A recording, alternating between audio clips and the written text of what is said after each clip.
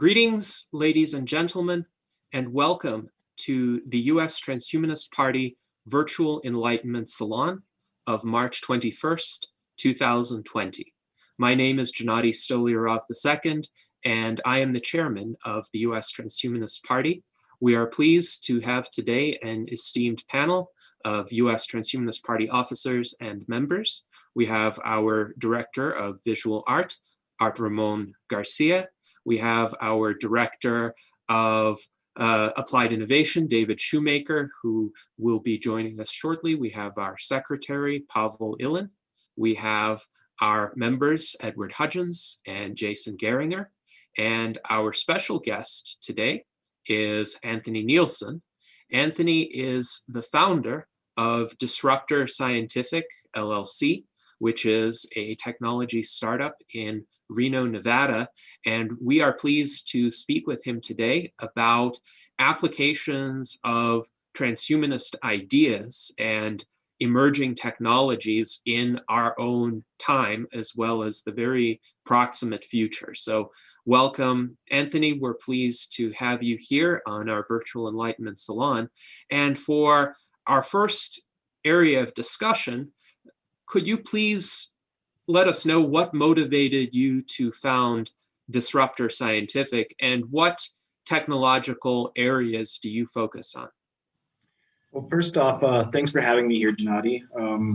I appreciate the time to speak with your panelists and kind of talk about how the work that I'm doing and overall, I guess, level of innovation that we're after here at Disruptor Scientific may be applicable to the transhumanist cause. So to answer your question about what led me to start Disruptor Scientific, I'd like to think it was novelty-seeking genetics. First and foremost, I started, before I came to do the work that I do now in Disruptor Scientific, I spent 6 years doing research and development for Chevron. That sort of capped out pretty early in terms of what I was going to be able to do and the level of innovation I was going to be allowed to work on. So I decided to go back to graduate school, went to Northeastern in Boston. And then while I was there, I began, one of my internships turned into a long-term position with a big company that specialized in various engineering consulting projects through SBIR proposals with the government. And I ended up working on a portable fire retardant foam generating system for the Marines.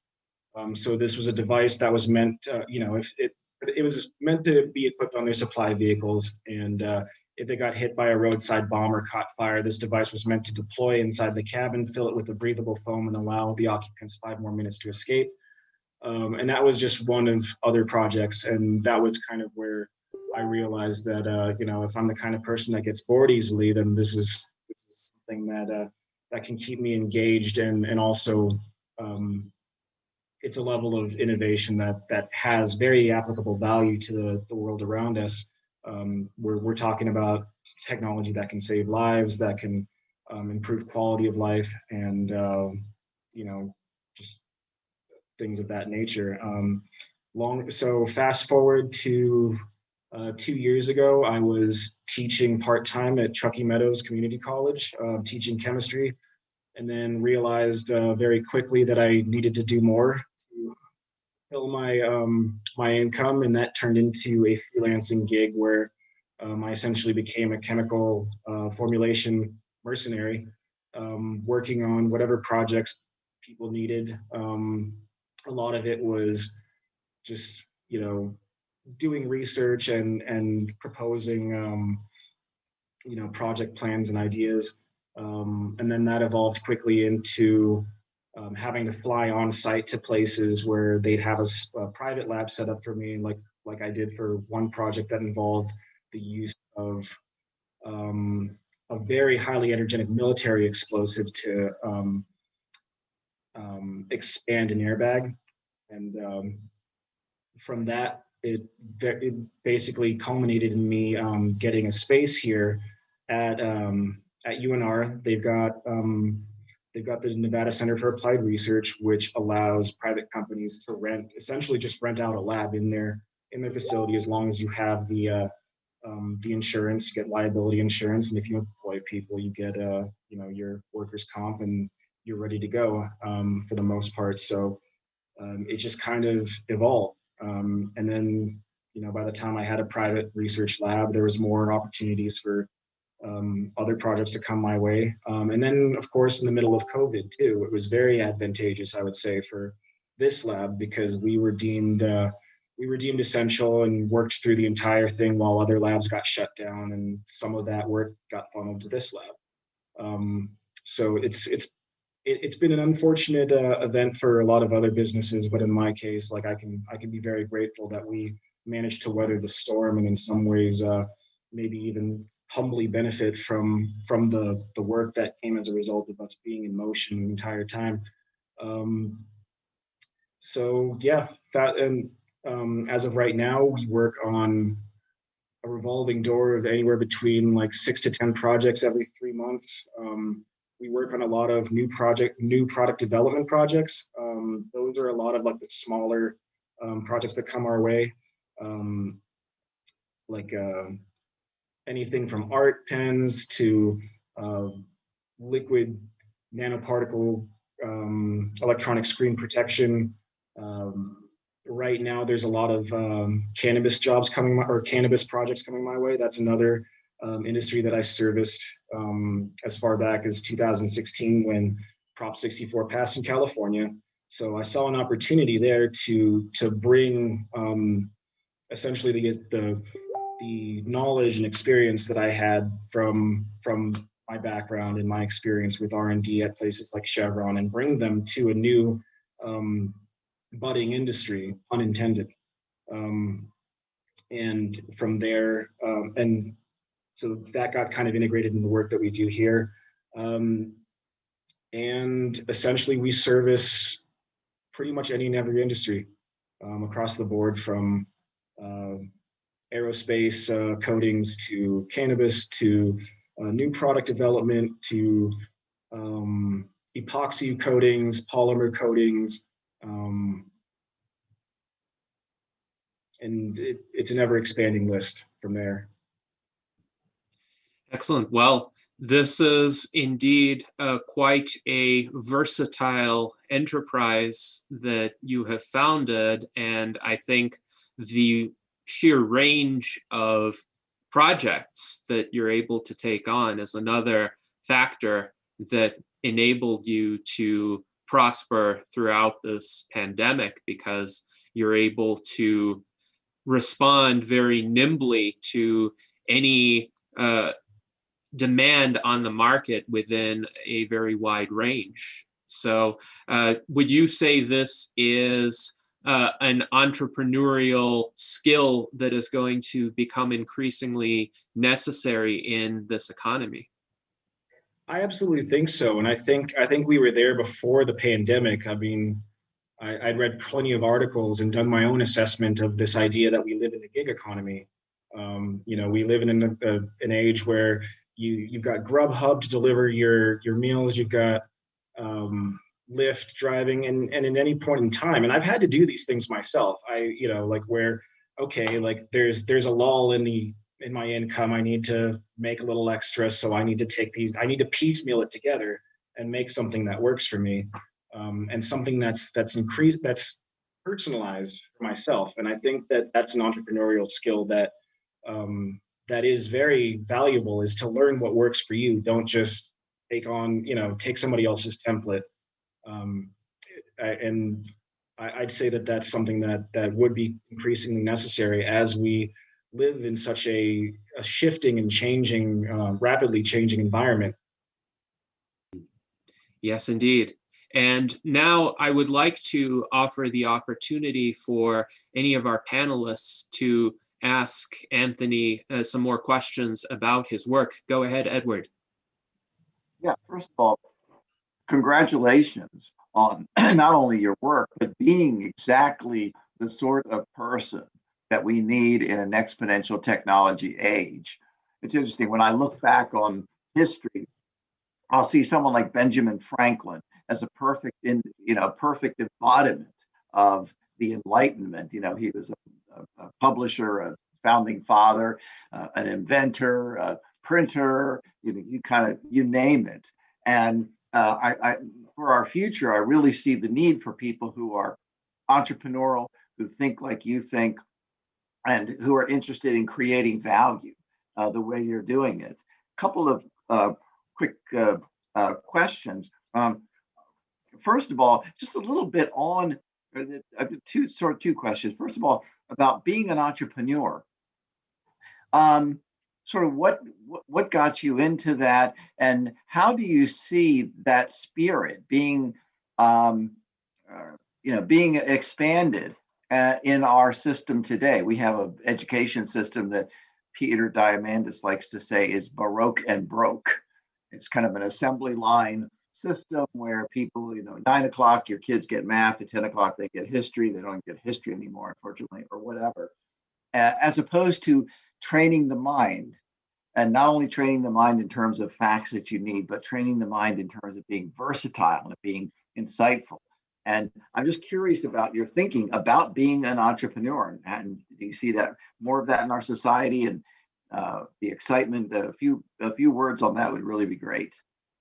Sure. So I think I've always, my mother would describe me as a very restless child, and I think that's just kind of been at the core of my nature. Is I don't like to be in one place doing nothing, or not feeling like I'm contributing, or not feeling like things are changing and improving and evolving. And that's sort of the mind of an engineer. We're always, having to think. I mean, especially in the terms of project management as well. Topics like lean management or lean production, eliminating waste, eliminating inefficiencies, and that being part of a continuous process.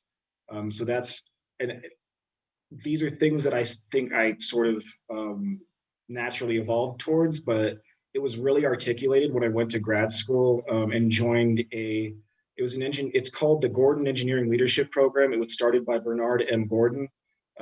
He's considered the father of analog to digital technology. I can't remember which computer he invented back in, I think it was the late 60s, but he put together this specialized year-long curriculum aimed at taking engineers from cross disciplines, putting them in a cadre together where there were a combination of team exercises, immersive learning experiences, business classes that teach you, or product design classes, as well as engineering, math, and all of these things kind of came together in this curriculum to teach people like myself how to really harness that entrepreneurial ability in our line of work as scientists, as engineers, and people that work with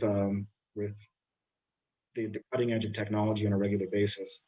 And I'm grateful for that opportunity too, because I believe that gave me a very strong foundation for the work that I'm doing now, and the flexibility of I guess mind to be able to shift with the tides, to be able to shift with whatever technology is going to essentially, at the end of the day, it has to bring revenue to this lab. So there's factors like that get considered and have to be quickly acted upon in order to keep that momentum moving forward, and to eventually move towards the level of technology and the kind of projects that we want to work with. Yeah. Where was the Gordon Engineering Program? Is that what it's called? The Gordon Engineering Leadership Program. So the one that I went to was at Northeastern University. They've got one, I think, at UC San Diego. There's one, I think, somewhere in Israel as well. There's several locations across mainly the United States, and I think in Israel, that have adopted this program. And I think it was very instrumental in giving me that foundation. Okay. Yeah, I want to look into that. By the way, I know we're not talking about politics here, but since you mentioned gig workers, there's a bill before Congress, unfortunately, that would probably shut down a lot of gig workers. Essentially, that you would define what a gig worker is versus a full-time employee, and try to make a lot of people who are gig workers full-time employees, which would probably simply mean they get fired and they contract out to India or somewhere. So hopefully because they can't afford to pay the benefits and essentially, I mean, other things my that wife's come a with gig full-time worker, work, yeah. and it's unfortunate that we have this, instead of encouraging entrepreneurship and encouraging what's going to be the wave of the future, trying to stop it. My other question is, one of the things I'm fascinated when I look at the evolution of technology is materials and how things build on each other. Things that Da Vinci visualized hundreds of years ago couldn't be done simply because you didn't have the materials. Sure. Or you look at more recent examples, being able to make aluminum something that was cheap and could be used. Suddenly people were able to apply aluminum. You see that with other things, of course, transistors and so forth. But the idea is that as new materials emerge, then entrepreneurs quickly come in and are able to take those materials. And that's what an entrepreneur does. They pull these things together and build up and say, hey, now I can do something that will retard fire expansion. Now I will do something with this because I have the new materials. Just curious about your thinking on that, and maybe what you're seeing coming in the future as we advance in chemistry and materials sciences. Yeah, no, it's been very exciting to kind of be a part of that myself, and I think, I mean, because I've had to work with new materials, new material invention. Last year I had to work with I'm not going to, I'm always aware of the NDAs I have in my head. So I'm like, what can I talk about? What can I say about this project? So I developed an anti-ice coating that was based off of a previous patent that we had access to, and then was tasked with developing it out further and making something better than what this original group had made. And sort of, I think the entrepreneurial, I hope this addresses your question. If you don't mind restating it so that I stay on track here, because I know where I'm going. You're doing I just want to make fine. sure. But no, it was just basically some thoughts about how the entrepreneur builds on new materials, and any insights you have about the state of play now and what's coming in the future in terms of new materials, because we see a lot of research, for example, in the area of life extension, and then we start thinking about, how can these be applied? Well, you're dealing with a more fundamental level in a sense. So anything you see about what you could say is, look at what's coming. This is really going to be exciting in new materials. Yeah, for sure. I mean, and when I was back at Chevron, the division that I spent time with was a research group called the Applied Research and Analysis Group, and we were specialized in new materials. So I sort of was trained by Chevron to understand, like, okay, these are the fundamental reasons why we're doing this process right here. These are our project goals. These are our design specs. We want to nail this very specific target. So we need to be able to break down the components of these new materials, of these composites or formulations, and understand what each one does when we increase or decrease concentration, whether or not they're temperature dependent, pressure dependent, what the conditions are around it. And that's why I feel like I'm especially grateful for the opportunity to go from because I originally started as a chemistry major. That was my original undergrad degree from UCLA. And then I skipped all my engineering classes and went to chemical engineering grad school, which I don't recommend. It was incredibly difficult. But the idea being that chemistry understands the fundamental reactions of chemicals and why they happen. But chemical engineering builds the system that creates that reaction and controls those conditions that drive these things forward. So I think it really takes a holistic understanding and a very fundamental understanding of, like, why are we doing this? What's our target? Can we do it cheaply and efficiently? Also, you can have the best idea in the world, but if it's too expensive, if it takes too much energy to produce, if there's too much overhead costs associated, then you're not going to get anywhere. And that's something I've seen with a lot of fusion projects out there in terms of producing fusion. It's like, yeah, but you're using so much energy to produce it in some cases. So I think that there's a lot of factors involved, a lot of practical sort of application of innovative ideas to market value, I think is incredibly important. And that's something I always try to keep in mind with developing new materials, especially, is how valuable is this material? How much does it take to cost, or how much does it cost to produce? And how labor intensive is it? But yeah, I guess to answer your other part of that question of what kind of new materials we see out there, one thing that I was very involved with for a minute was glass technology. So there was a company that had contracted me to make a liquid glass formulation for phone screen protection. So mainly because like we now have phones that have curved edges, so the tempered glass doesn't fit them as well anymore. And I actually made them something that they said that their technicians had to take it and physically throw it at the ground in order to get the glass to break, because of the properties of this. But one thing I've looked at is self-healing glass. There's glass out there that I've seen. I think it was the University of Tokyo or somewhere, one of the universities in Japan, that developed a glass that with just a little bit of pressure at room temperature, it'll refuse itself together and be at least, it's not 100%, what's it called, the tensile strength, but it's like at least 75%. There's also technology out there for, if anybody here follows Star Trek and remember the whole transparent aluminum glass, there is something called transparent aluminum right now. It's aluminum oxynitride. It's said to be able to, at like half an inch thick, it's able to stop 50 caliber armor piercing BMG round. So there's very, in my opinion, incredible new composites being made with glass, with ceramics, and even with simpler composites, or with simpler, I would say simpler in the sense that there's not as many complex parts, but the technology itself is very, I think it could be potentially very disruptive, is graphene. Graphene is a very versatile material right now. It was something that was theoretically impossible decades ago, but I guess as early as 2004, they've discovered that they can take graphite. So if you look at graphite, like under a scanning electron microscope, I like to think of it like those packets of sliced cheese that you get from the grocery store. So it's got stacks to it, but a piece of graphene is just one of those slices of cheese, and it's only 1 atom thick.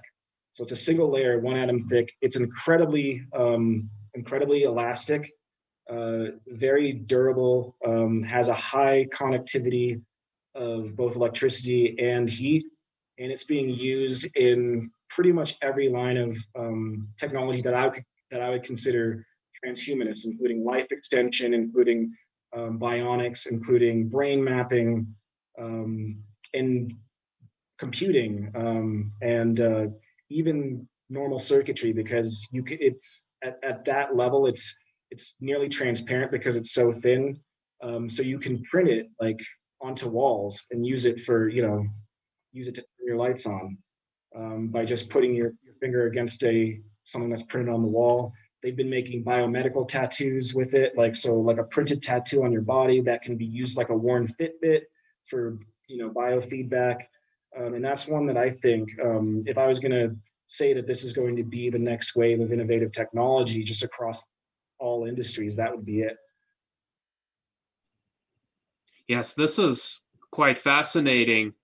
And you spoke about self-healing glass. Our member Mike Lazine actually had a question about what work has been done on self-healing fabrics. And I think we all know people who have broken the screens of their phones. Do you think perhaps 5 years from now, it will be an uncommon occurrence for people to be walking around with broken glass on their phone screens, because this technology will be integrated into mobile phones, so that if they do happen to break the glass, they might apply a little bit of pressure and it will fuse back together. Yeah, I definitely think that technology, I think we're on the cusp of it. I only know of this one university that did this back in 2000, it was either 2017 or 18, so it was just recent.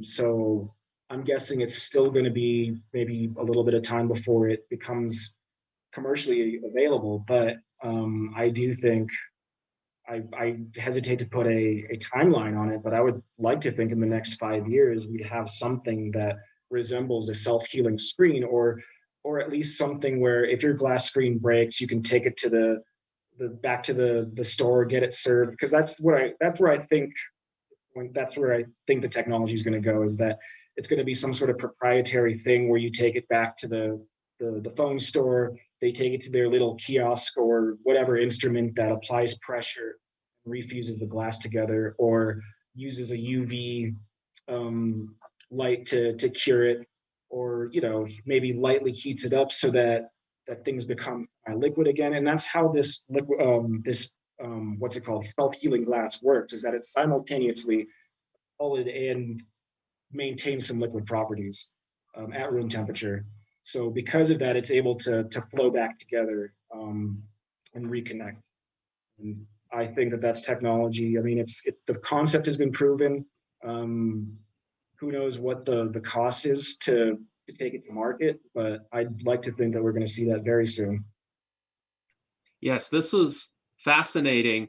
And Mike Lazine asks, would this kind of technology be in the territory of nanotech, in your view, or is it a different field?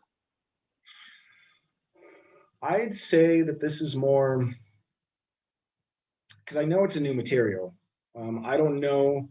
I'd have to go and revisit this one. I didn't prepare notes on this. It was something that came to my mind, and so I'm like, so I've got to. I want to make sure that I speak accurately about it. I don't believe it is nanotechnology related. I think it's just based on the properties of this new material that's a polymer glass, essentially that's able to maintain fluidity at room temperature.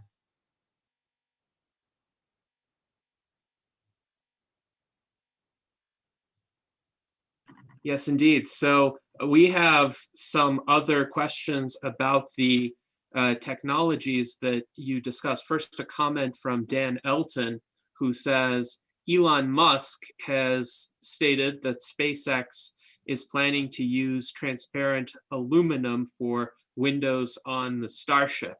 So it seems like this is already getting some commercial application.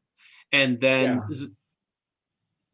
Zipporah Naomi Pico mentioned your efforts to develop novel coatings and polymer mixtures to prevent ice adhesion on aircraft, and you discussed this a bit previously. I remember about 3 years ago in 2018, there was a major snowstorm in Reno right before my flight was scheduled to depart.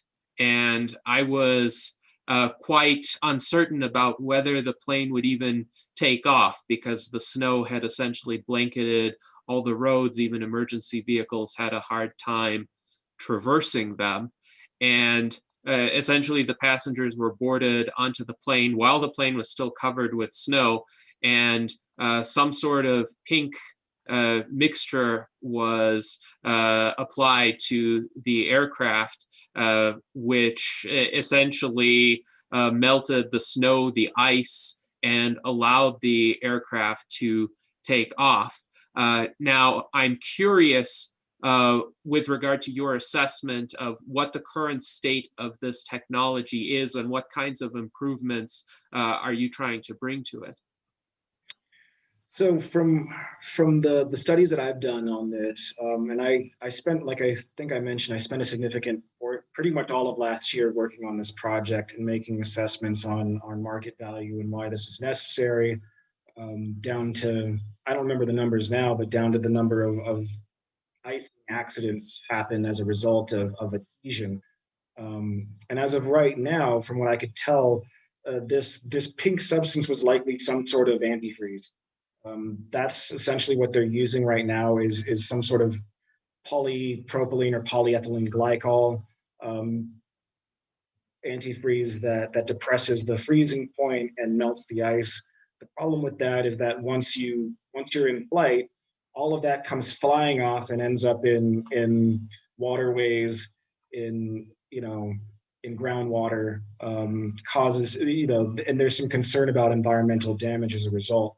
So the one that we were looking at, and the one that I had been following, was sort of a twofold coating that would allow for very very strong adhesion to the surface of the aircraft, so it wouldn't slough off so easily.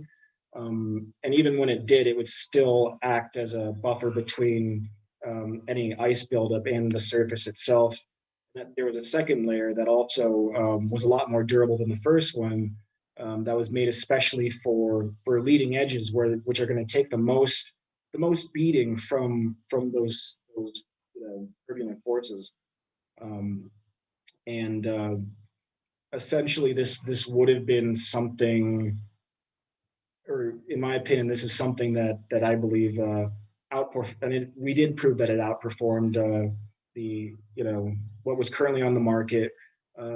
We were in the process of determining like what other technologies were out there, but from what I could gather, there's nothing that reduces the ice adhesion rate to near zero, and also has both functionality for ground icing and in-air icing, because those are two different conditions, right?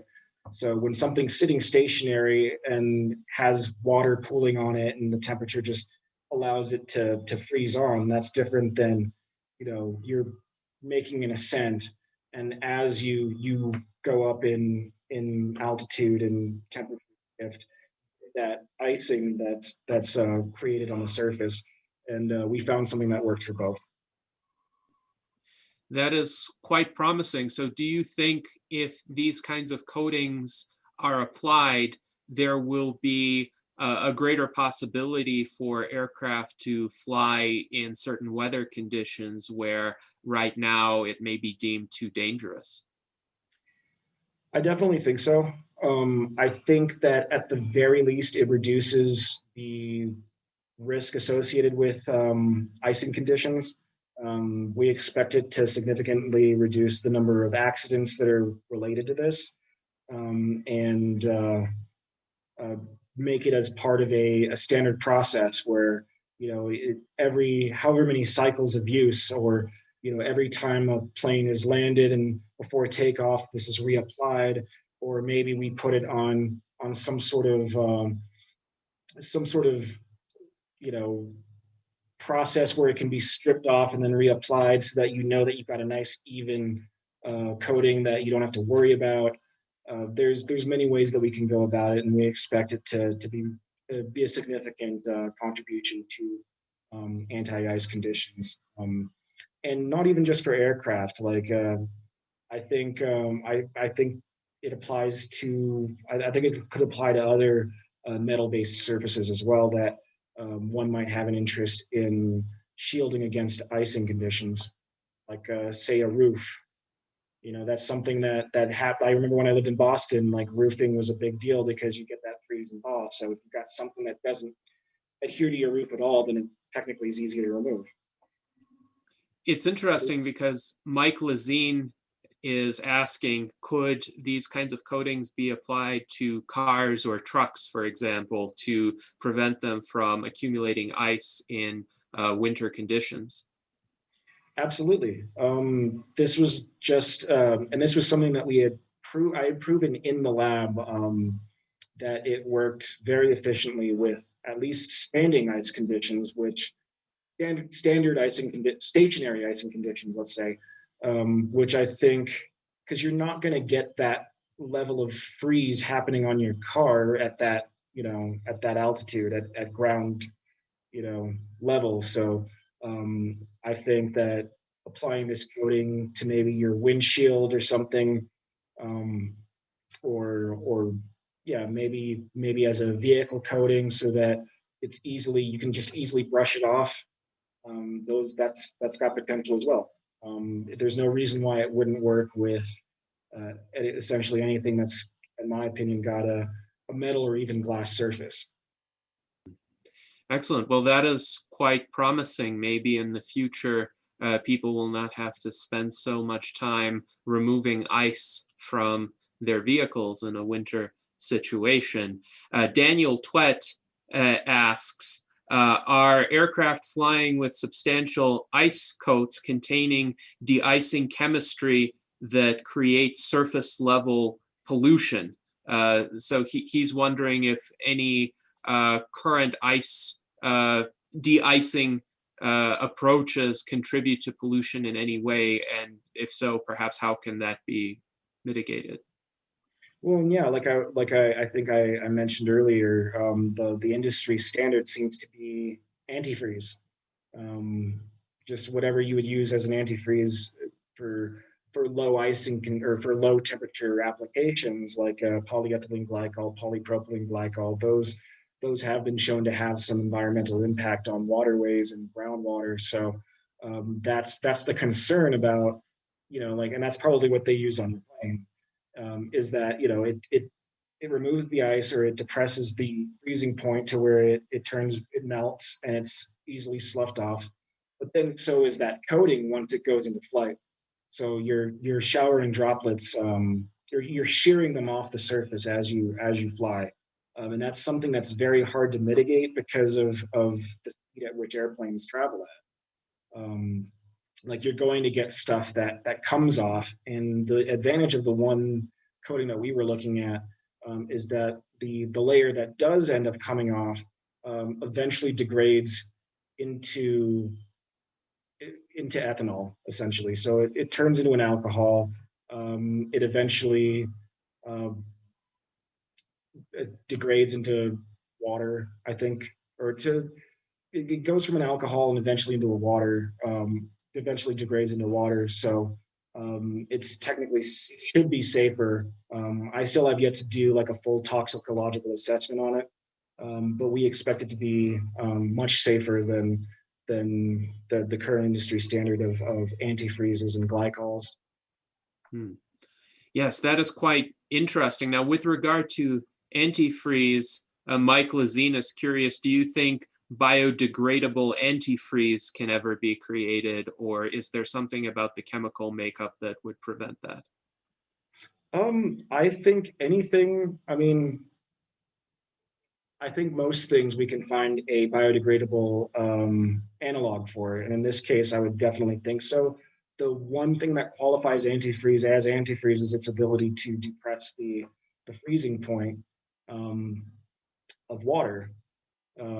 And so there are other things. Vegetable glycerin is technically an antifreeze as well, I believe. There's other things that we could look at in nature that I have yet to explore. It's something that I suppose once that project comes my way and they pay my retainer on it, then I'll end up getting involved with it. But as of right now, I don't know. I can't point to any technologies right now that I'm aware of, but I know that, or I expect that is possible, and that we'll see that very soon as we hopefully move towards a more sustainable future and think about the availability of resources and their renewability as well. Yes, indeed. And Daniel Twet points out alcohol is more eco-friendly than antifreeze. He's also curious if giant air blowers could be employed to de-ice aircraft. Of course, that only works at the airport, The hangar. not in flight. But it's an interesting idea. It would probably be use that as well. Mhm. I think that is used for. I mean, I would assume that when like you'd bring. I don't know for a fact, but I would assume that that's a process where they take it into the hangar for servicing and then turn on, whatever heating mechanism to melt it off the plane. I'm pretty aware that they use some sort of heat blower process as well. But yeah, it doesn't help with in-air icing. It's strictly a ground icing solution. Yes, indeed. So now at this stage, I will ask, are there any more questions about anti-ice coatings on aircraft? Yes, Art Ramon, please proceed.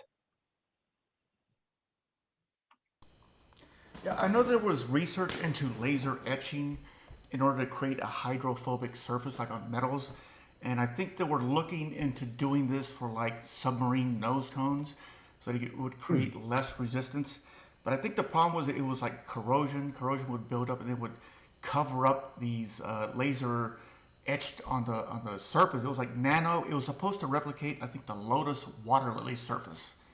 And that would create a hydrophobic surface. And it was laser etched. Have you looked into anything like that? No, that's the first time I've actually heard about it, and I try to stay current on new technology. But of course, when you've got such a diverse array of different technologies that you're trying to keep track of, it's hard to look at them all. But that's something I will check out afterward. I wasn't aware that there was a laser etching process. So you're saying that this is something that alters the surface in such a way that makes it hydrophobic, or is it something that gets embedded into the surface? No, it alters the surface and it makes it hydrophobic by creating little tiny structures that mimics what's on the lotus water lily. Because I think the lotus water lily is always some clean. sort of topographical yes, and quality. that is an etching, but I think it has to be done on a metal that doesn't corrode, otherwise it kind of fills in. So, but they've done research into that.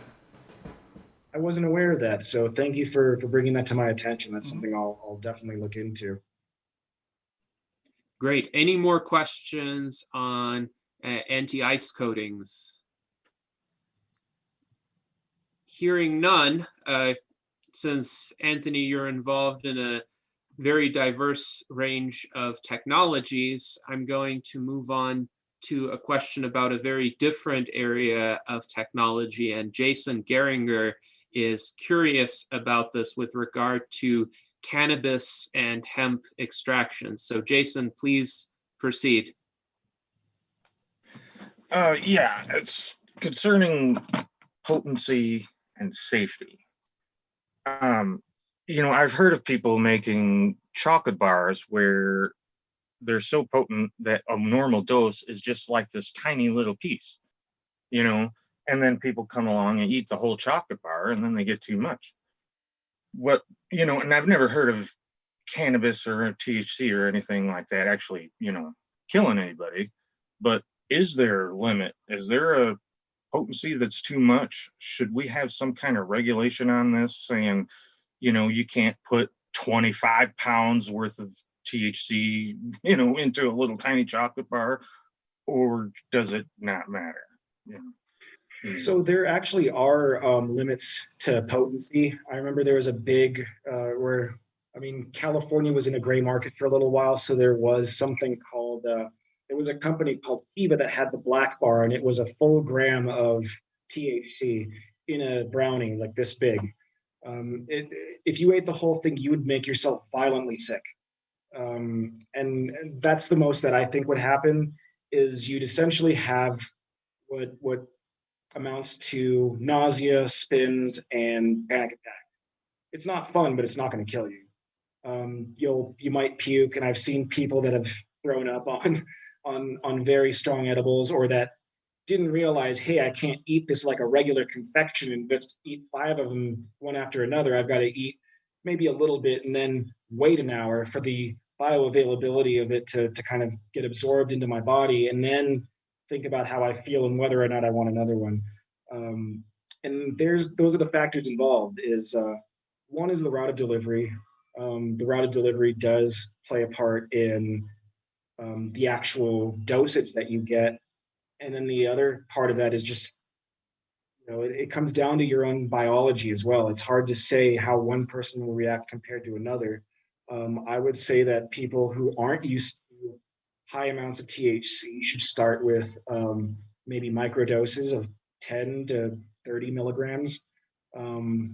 Something small that you can maybe consume. And if you're into edibles, then take one of them and wait, unfortunately, 45 minutes to an hour so that like, this is what it feels like when it's in full effect. That way you're not overshooting and then suddenly you're in the hospital with the spins. Does that answer your question? Well, the USTP has a platform plank about legalizing cannabis, and I was just wondering if we should maybe have some sort of caveat in there about, potency. What is too much? Well, I mean, I think ultimately too, it's like, with alcohol, what is too much?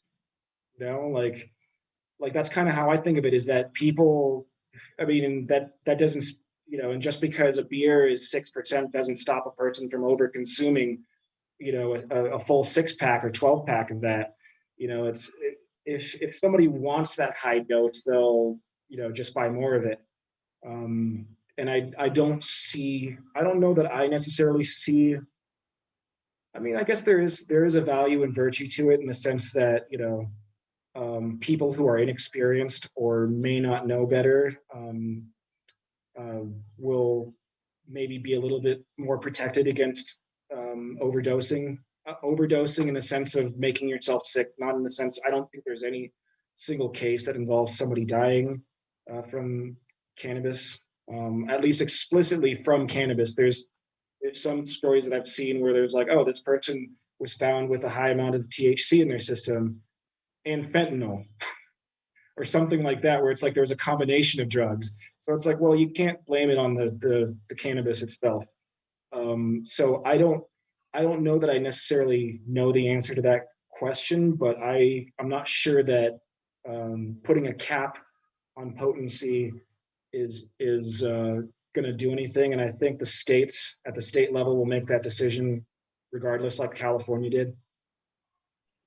What is interesting is that the marijuana that was consumed in the mid 20th century, in the 1960s, for instance, was a lot less potent than a lot of the cannabis that was sold on the black market since that time. Because if you have a completely prohibited substance, and the primary way of obtaining it is through the black market, then there's an incentive to make the substance as dense as possible so that it's easier to transport and hide from the authorities. So the cannabis that was sold became a lot more potent, and as a result could have more of these side effects that you mentioned. But I think by legalizing cannabis, it may be possible to return to a preponderance of lower potency products, because most people probably aren't seeking the very potent products. They're seeking something a lot milder. And if they can get that at some sort of legal retail establishment, they're much more likely to go that route than deal with some gang, for instance, or some criminal enterprise. And just to be clear, it's with the cannabis industry, like, sure, potency of THC is a factor in what drives production and what drives the market. A lot of the vape oil manufacturers and concentrate producers that I've seen are, they've got an interest in producing 90% pure THC cartridges and stuff like that. But there is also a market for maybe low CBD, high or low THC, high CBD for say muscle or pain management. There's and also each different strain potentially has a different therapeutic effect just based on its terpene profile. That's something that they've looked into is the terpenes that give cannabis its flavor and its smell also give it an overall effect that may have a therapeutic value. And I think to be stuck on the concept of maybe potency is narrow in terms of the broader implications of cannabis and what we could do if it was fully legalized. For one, of course it would drastically reduce the power that the black market has, because right now, especially in California, you've got situations where like people can't afford the licenses and taxes associated because of the laws that are imposed by their particular county. And so they find themselves in a position where in order to keep the lights on or in order to keep the operation running, their product has to go somewhere. It's got to get sold somewhere. And in a market where banks which are federally insured don't want to touch cannabis money, it ends up being a very cash rich industry, which is also dangerous.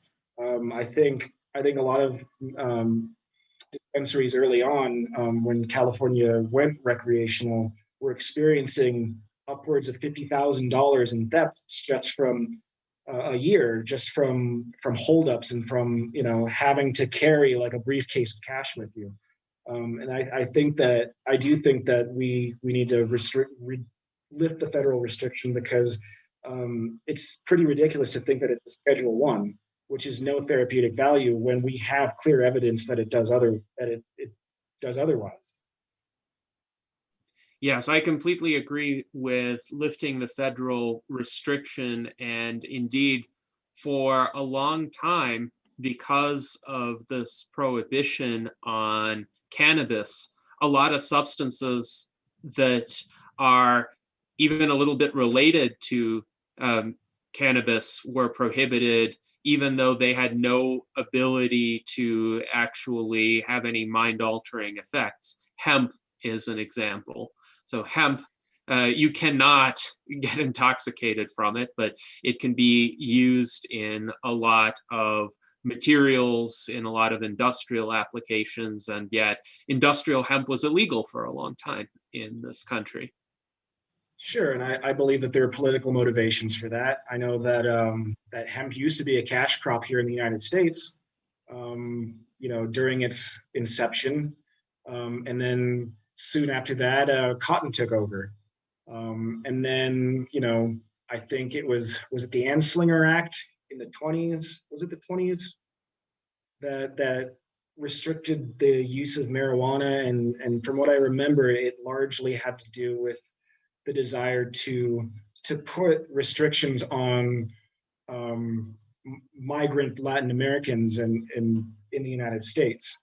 And so I think that the motivations were very suspect to begin with, and don't think that they hold any value in our society today, regarding marijuana specifically, or even hemp, hemp and marijuana together. We could be doing so much more with it. Canada's got Health Canada that regulates the use, distribution, sale, and research done with cannabis up there, and they've got such a better system where they can explore these new they can explore the new technology related to cannabis, take a look at its therapeutic value, and then you look at what we can do here, and we're so much more restricted when, one, we can't transport it across state lines, so it has to be produced locally, it has to be processed locally, it has to be distributed locally, and so it's a much more closed system with with less diversity of talent, as opposed to what we could have if you could just go anywhere in the United States, and it wasn't a big deal.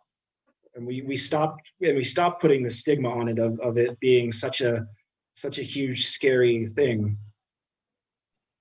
Yes, indeed. And it's interesting too, because actually marijuana became illegal at the federal level not that long ago, only about a half century ago in 1970, when it became a Schedule 1 drug under the Federal Controlled Substances Act. Prior to that time, there were some restrictions, some regulations.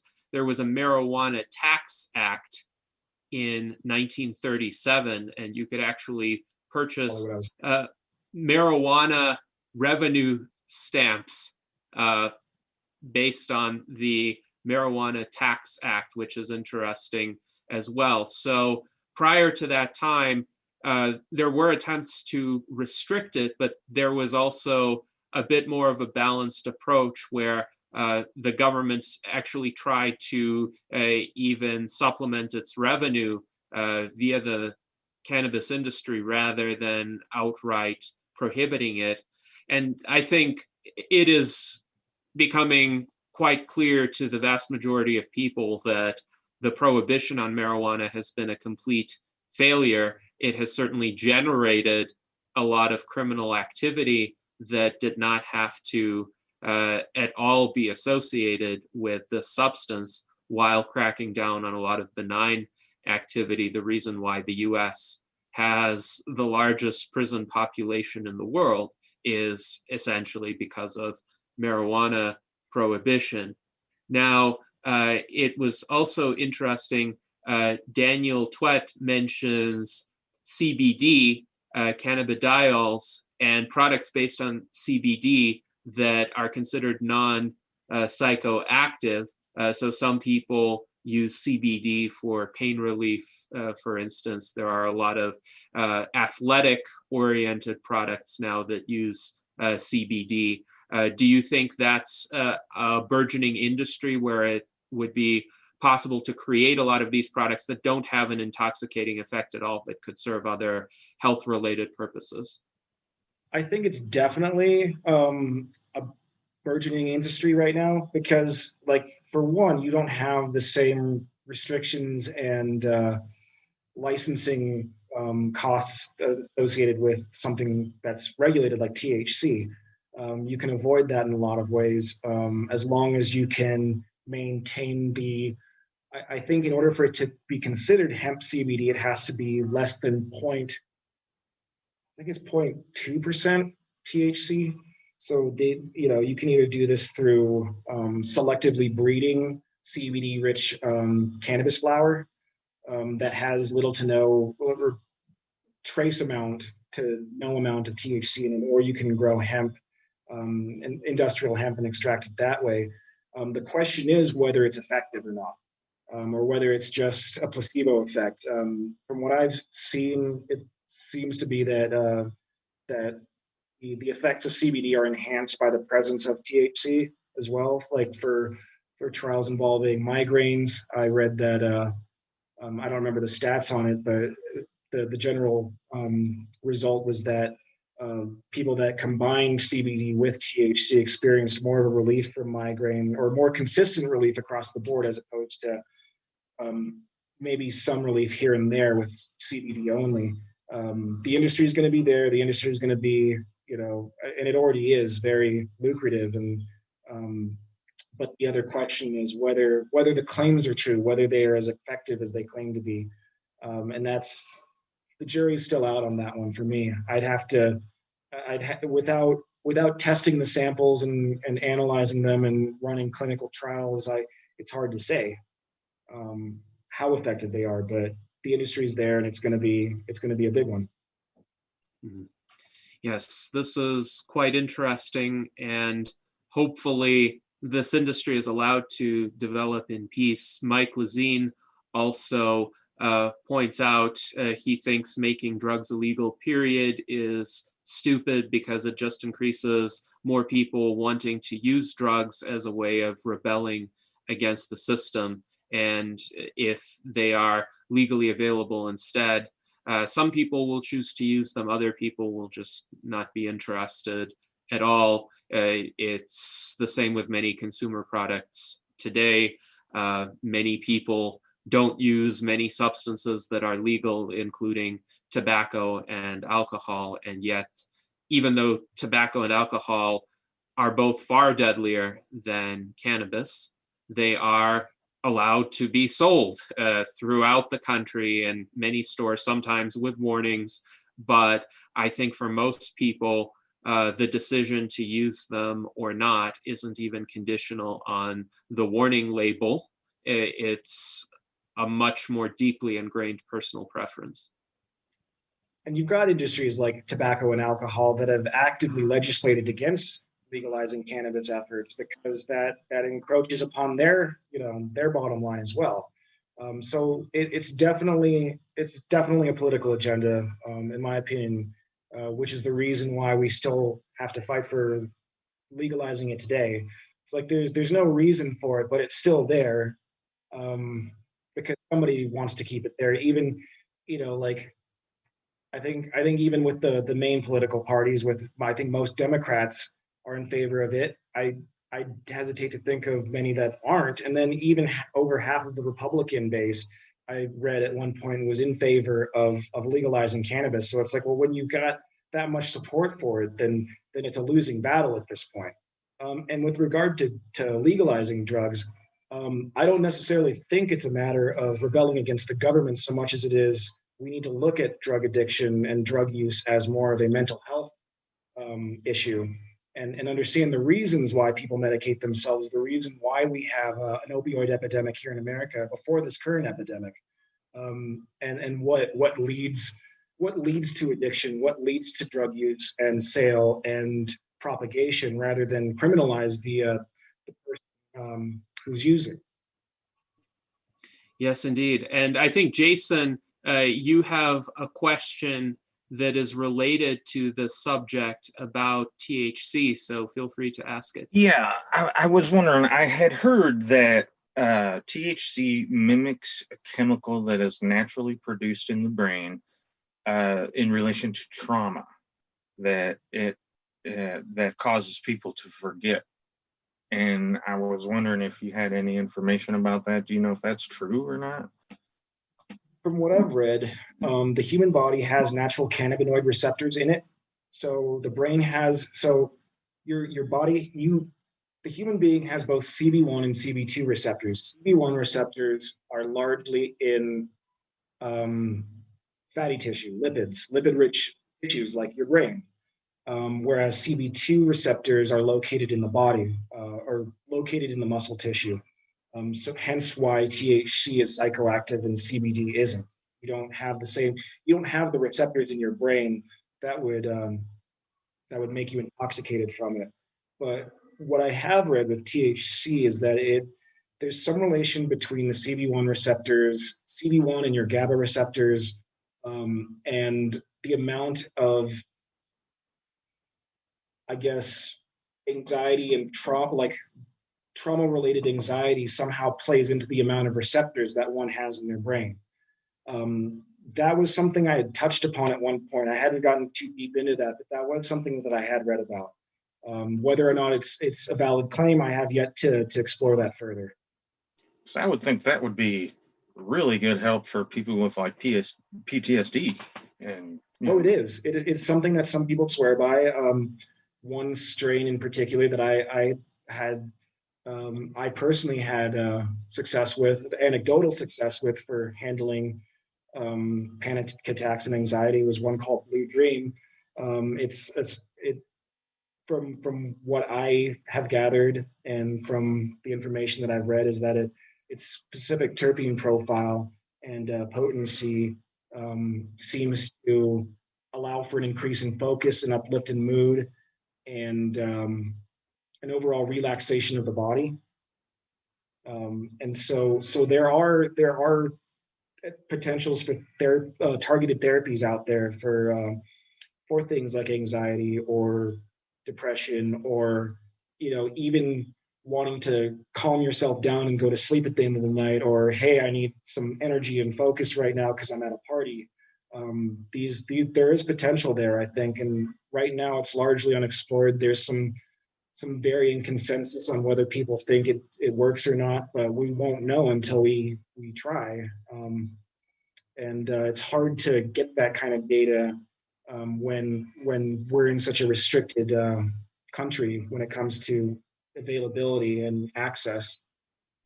Yes, that has been a common complaint among scientists, that it's difficult to study the health effects of a substance that is not just illegal, but so heavily persecuted at the federal level. At least it has been in prior decades. Right now, it seems the federal government is taking a fairly hands-off attitude within the states that have legalized cannabis, and yet there is still some source of reluctance to legalize cannabis at the federal level. Daniel Twett states that he was surprised that Trump didn't deschedule cannabis. It seems that to him, Trump didn't show a particular opposition to marijuana as such.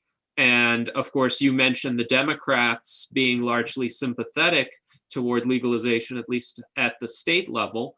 And yet now we have the Biden administration, and the Biden administration doesn't seem to have made any moves toward descheduling marijuana, even though an executive action, I think, can go a long way toward achieving that effect. So I'm just curious as to your thoughts regarding what might be holding the Biden administration back at this point.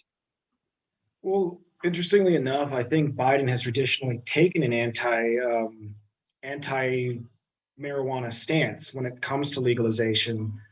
So it may just be a matter of warming him up to the idea, or maybe because I think in a lot of ways, for one, I have strong doubts that the man himself has tried marijuana or has, smokes it in his recreational time. And I think that's a problem that we see with legislation, is that there's a lot of people making rules about marijuana that have no clue what it does, or think it's this drug that just gets you high and stupid and you pass out and whatever.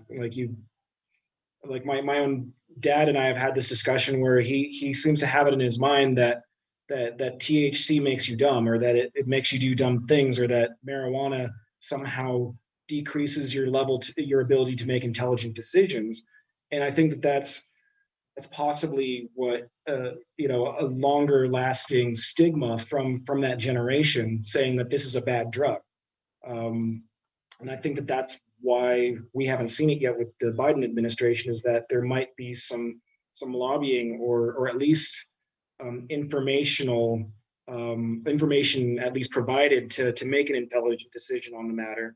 And I think that we didn't get it with Trump, because we had people like Jeff Sessions in charge, who was very anti-marijuana to biblical proportions, quite literally. So those are kind of the nuances that I think we've been seeing with the reluctance to fully deschedule. This is interesting because in our chat, Jennifer Hughes confirms that Biden's stance has been anti-marijuana historically. And Jason, you wrote that Biden let 5 White House staffers go over cannabis use. And I read about that recently as well. Essentially, they were asked as part of their background check to disclose any cannabis use in their history. And some of this might have even happened a few years ago, and they voluntarily disclosed it under an assurance, essentially, that no adverse action would be taken against them. And yet, after they disclosed it, some of them were let go, even though it did seem to be a breach of the promise that was made to them.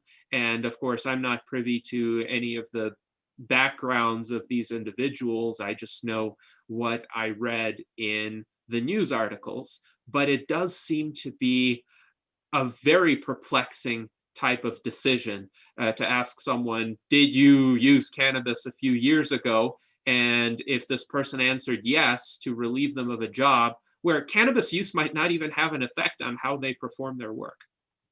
Right. And what I've seen too, and I think that they made it illegal here in the state of Nevada to fire somebody over the use of marijuana because it's a fully recreational state. So it should be a non-issue. But I've read that some companies can make an argument about security sensitive positions, and that being a reason that you can get fired for marijuana use, because if you need to be in a security if you're in a security sensitive position, then you need to have your wits about you. You need to be focused. You can't be high on the job. And I think that that's another problem too, is that THC stays in your system for up to a month because it stays in your fatty tissues. It's not water soluble. You don't urinate it out at the end of the day. So it stays in your body, and it's hard to say when was the last time you smoked or if you showed up to work high. And I think that those are some of the nuances that present a problem to fully like making it, I guess, illegal to fire somebody for consuming in their spare time. And so it kind of makes sense that staffers got fired because it is a security sensitive position. They're in the White House. I'm unaware of what DC's rules are in terms of marijuana legislation. I remember things were weird for a while, like you yeah, I remember they had to sort through some legal entanglements to really define where their stance was on marijuana. But I don't think that I haven't heard anything recently of them getting that sorted out. Meanwhile, you've got states like Ohio and Montana and Michigan that are legalizing because they realize that this could bring revenue to manufacturing industries, for instance, that were lost to the Rust Belt. Yes, and it does look like there is a chain reaction of states making the decision to legalize cannabis. And now that essentially about 24 states have done that, the others are seeing that there will not be a major federal crackdown on the states that choose to legalize. So it is given serious consideration everywhere. It does remind me in a way of the movement for women's suffrage in the early 20th century, when the states led the effort, and one state after another, starting with Wyoming, gave women the right to vote. And this was before the US Constitution was amended in order to facilitate that. Now, we have a super chat. This is the first time that a super chat has appeared on one of our streams from Zachary Miller McCall, who says, "Love you, Anthony, keep saving the world." So there it is. Our audience is quite appreciative of your work. So I would echo that sentiment.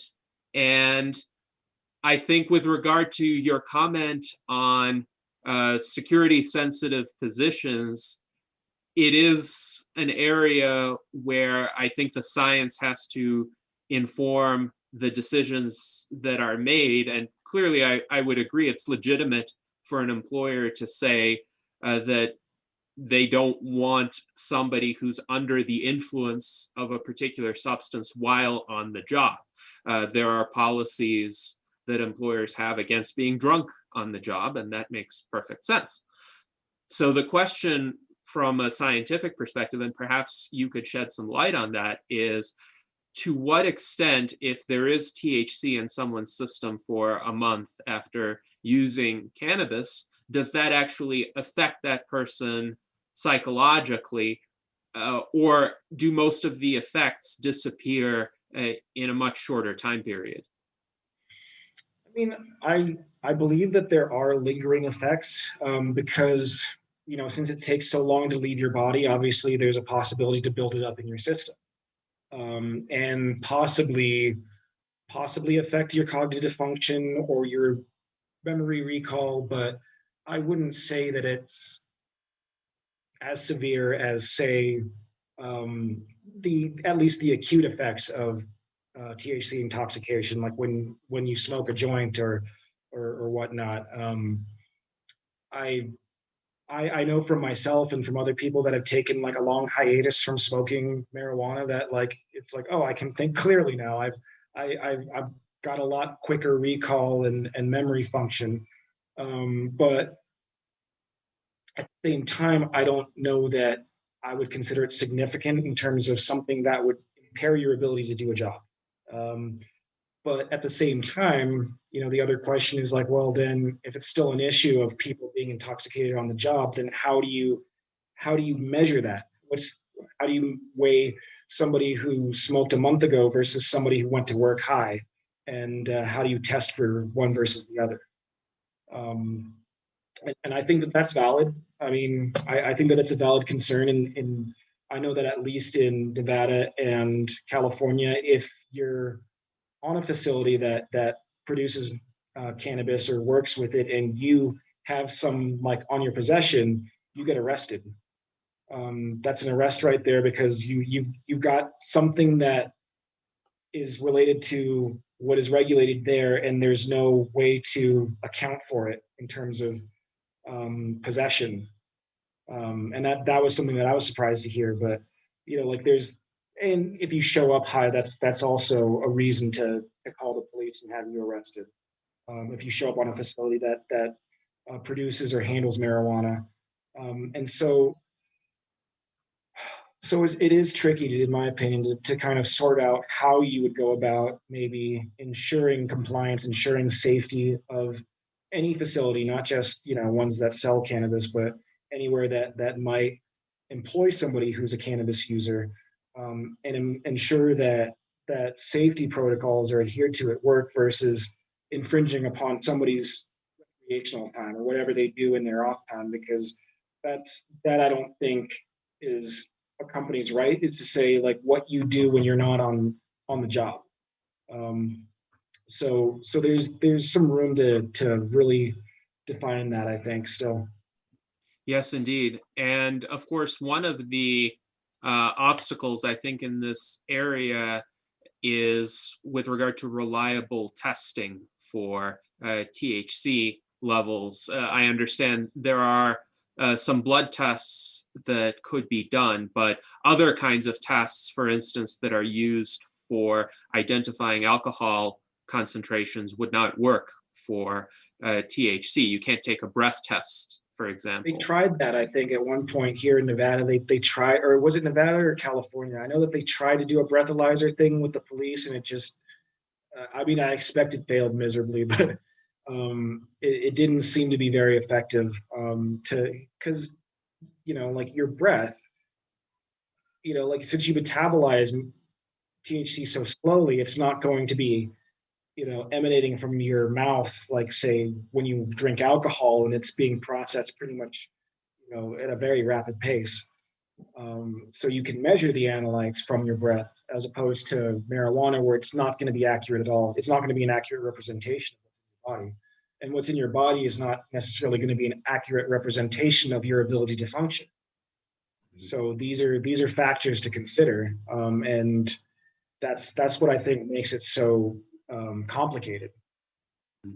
Yes, indeed. And I do think the scientists who study this issue should be at the forefront of the conversations about what kinds of limits, if any, to set. It does seem like the current approaches are mostly fear-based to a certain extent, or at the very least, unwarrantedly precautionary. They seem to essentially just say, if you have any THC in your system, it must mean you're cognitively impaired and there's an issue with you being on the job. But I do think probably the answer is a lot more nuanced, and it would be unreasonable to essentially force people to wait a month after consuming cannabis before they can return to work. Of course, if an employer says that, then that's a de facto prohibition on the person being able to use those substances at all. Sure. Mhm. And I've seen cases where, like, especially if there's anything that involves federal funding. Like, for instance, it was made very clear to me here at UNR that I was allowed to do CBD and hemp research, but at no point could THC enter my lab because they get federal grants, and that puts their federal grant status in jeopardy if it ever comes to the public attention that I've brought this restricted substance onto campus. So, and of course, that wouldn't be an issue if we just lifted the federal ban anyway. And I think that that's where we're going to need to head. I think any efforts to thwart that ability are a losing battle because it has been so far. And I mean, with regard to any sort of restrictions in terms of job hiring processes, I do think some of it is. I think it's just that it's easier to give a binary, like to have a binary answer to a nuanced question. Like, did you smoke marijuana? Yes or no? Like, then kind of put rules around that as opposed to really look at the issue and determine. I mean, because like then at that point, like to really kind of dig deeper and shape a policy around it, you have to get these people to understand the chemistry behind it, the biochemistry behind it, the way that these policies affect people in a negative manner when it comes to gainful employment. And like I think it just comes down to informing the uninformed. Yes. And I think this is a good opportunity to ask if there are any further questions from the panel regarding cannabis, hemp, the policies surrounding them, any implications in a political context. Any more questions on that? Hearing none, I think Jason has a question on 3D printing. So Jason, please proceed. Yeah, I was wondering, okay, is there in the future, hopefully near future, a day where we can throw our empty soda bottles into the machine and it'll squirt out the string we need for a 3D printer? Is that something that is in the works and possible to be happening soon, maybe? So 3D printing from recycled materials is essentially what you're asking about.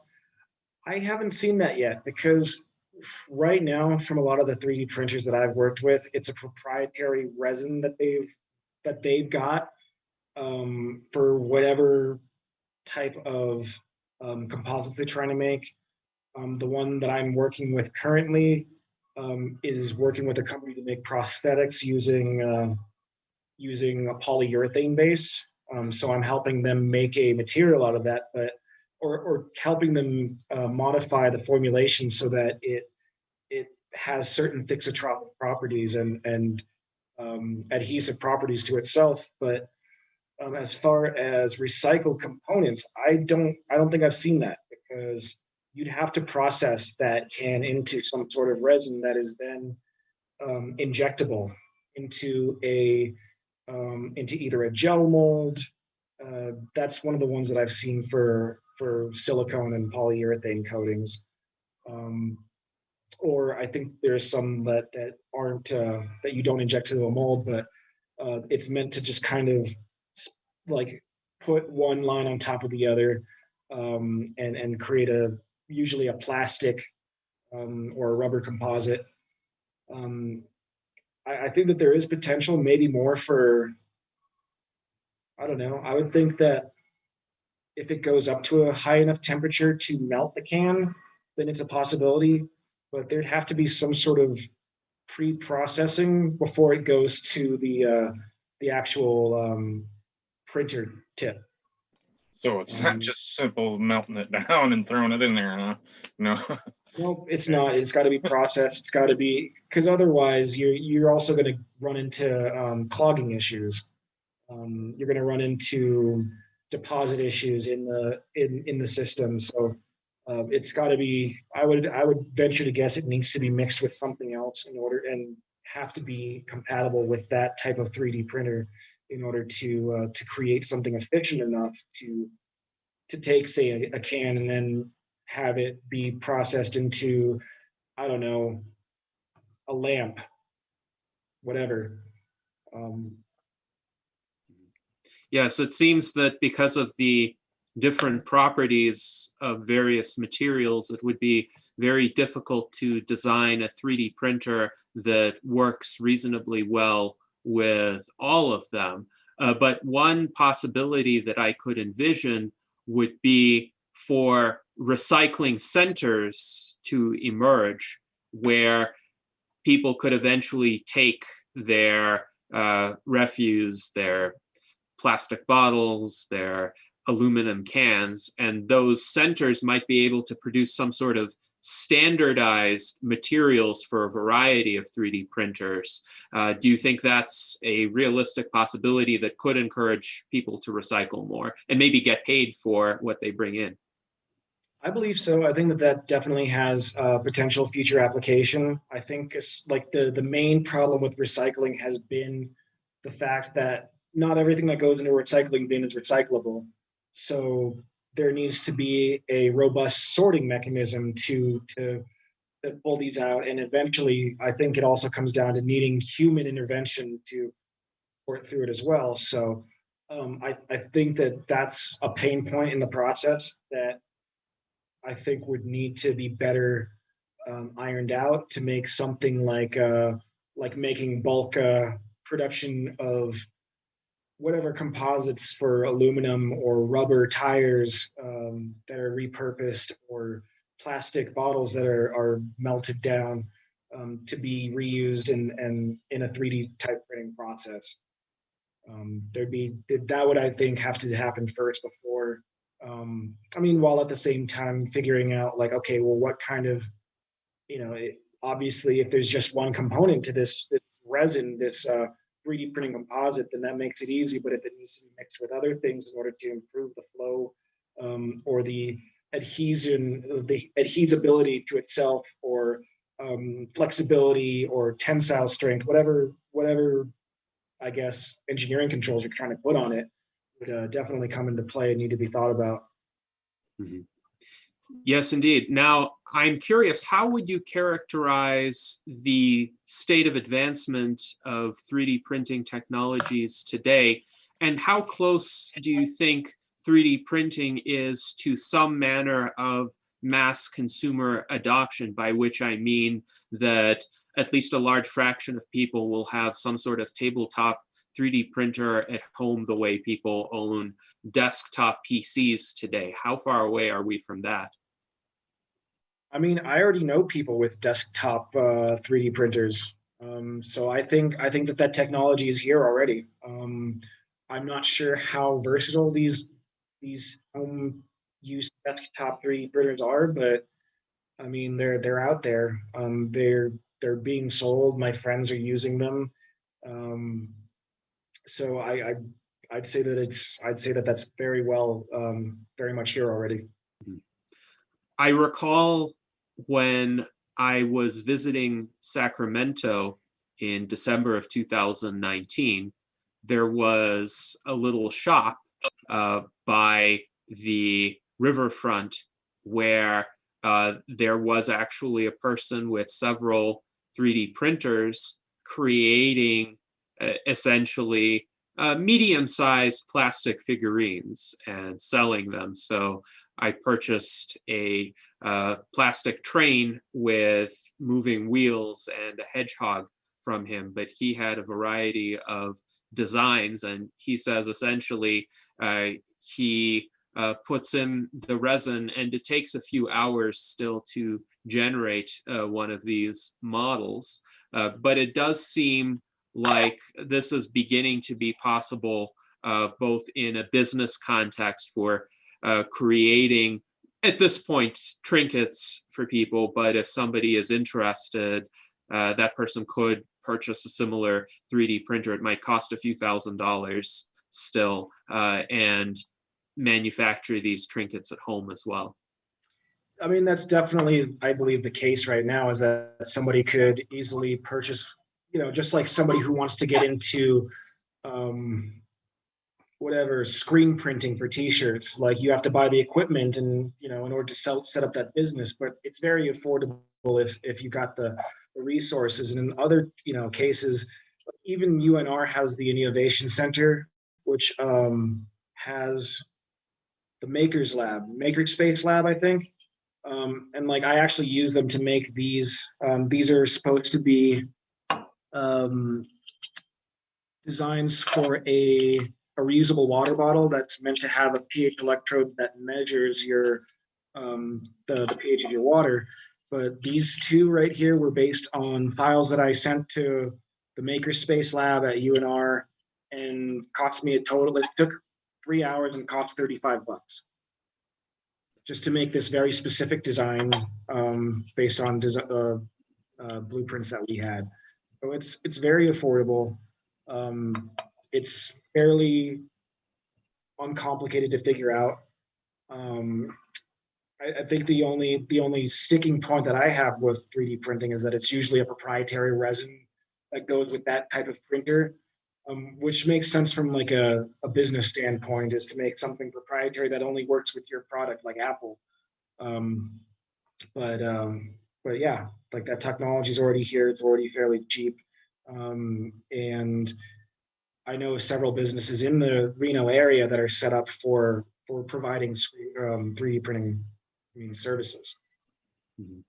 Excellent. So it does look like this industry has come along in recent years. I remember visiting the UNR campus and just walking around circa 2015, before the Innovation Center was founded. So they had a few 3D printers in the basement of the McKay building, and they were 3D printing figurines very slowly from this kind of generic white resin, it seemed. It was almost imperceptibly slow in terms of the deposition of the layers on the various figurines, but these were, I think, earlier generations compared to what you're describing, and it does seem like commercialization of this area has advanced as well in the ensuing half decade. I mean, heck, they're talking about, like, last I checked, they were 3D printing meat. Mm-hmm. Oh, like yes. Actual meat products being 3D printed from on a cellular level. Yes, this is the premise behind in vitro or lab-grown meat. And yes, they are, I think, getting close to creating viable products to sell to people.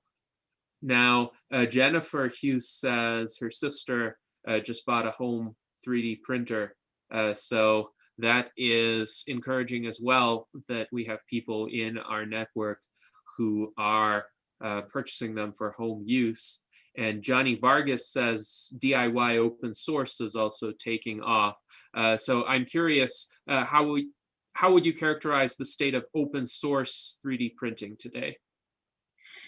I haven't looked too much into open source stuff. I mean, I essentially, just because it's usually related to a project, I stick with what our project goals are. And they usually give me the blueprints under an NDA. But from what I've seen is that, yeah, there are a lot more open source stuff out there. And I think that, I guess technology, I would say that technology advancement in general benefits greatly from open source notes on and sharing that information. Of course, there's a desire to protect proprietary information and profit off of it. But I think there's also a virtue to having at least something that can inspire other variations, maybe even more commercially viable, cheaper options for people that might not be able to afford the brand name, for instance. So, yeah. Mm-hmm. Indeed. And Pavel Ilin asks, what about 3D printing buildings? I know this has been done before, both in Russia and in the United States. to what extent are you aware of the progress in that area? I haven't looked too much into that. I do know, and I'd say that theoretically, like if you've got at least a very robust 3D printer or even several of them to create the component parts of a house, or even, I'd say that it's also possible to print it as an entire shell unit, or have it, the walls all be one instead of like, made out of component pieces. I definitely think that technology is out there and it's capable. We're capable of doing it. I'm not necessarily aware of any particular examples where this is being employed or where this has successfully been proven to be effective and efficient as a commercially viable process. I do hope that it becomes more commercially viable soon, because we do have a housing shortage, as you're aware, in northern Nevada and of course in many other parts of the country. And it would be great to have technologies that could essentially enable the mass production of houses in a fairly automated fashion.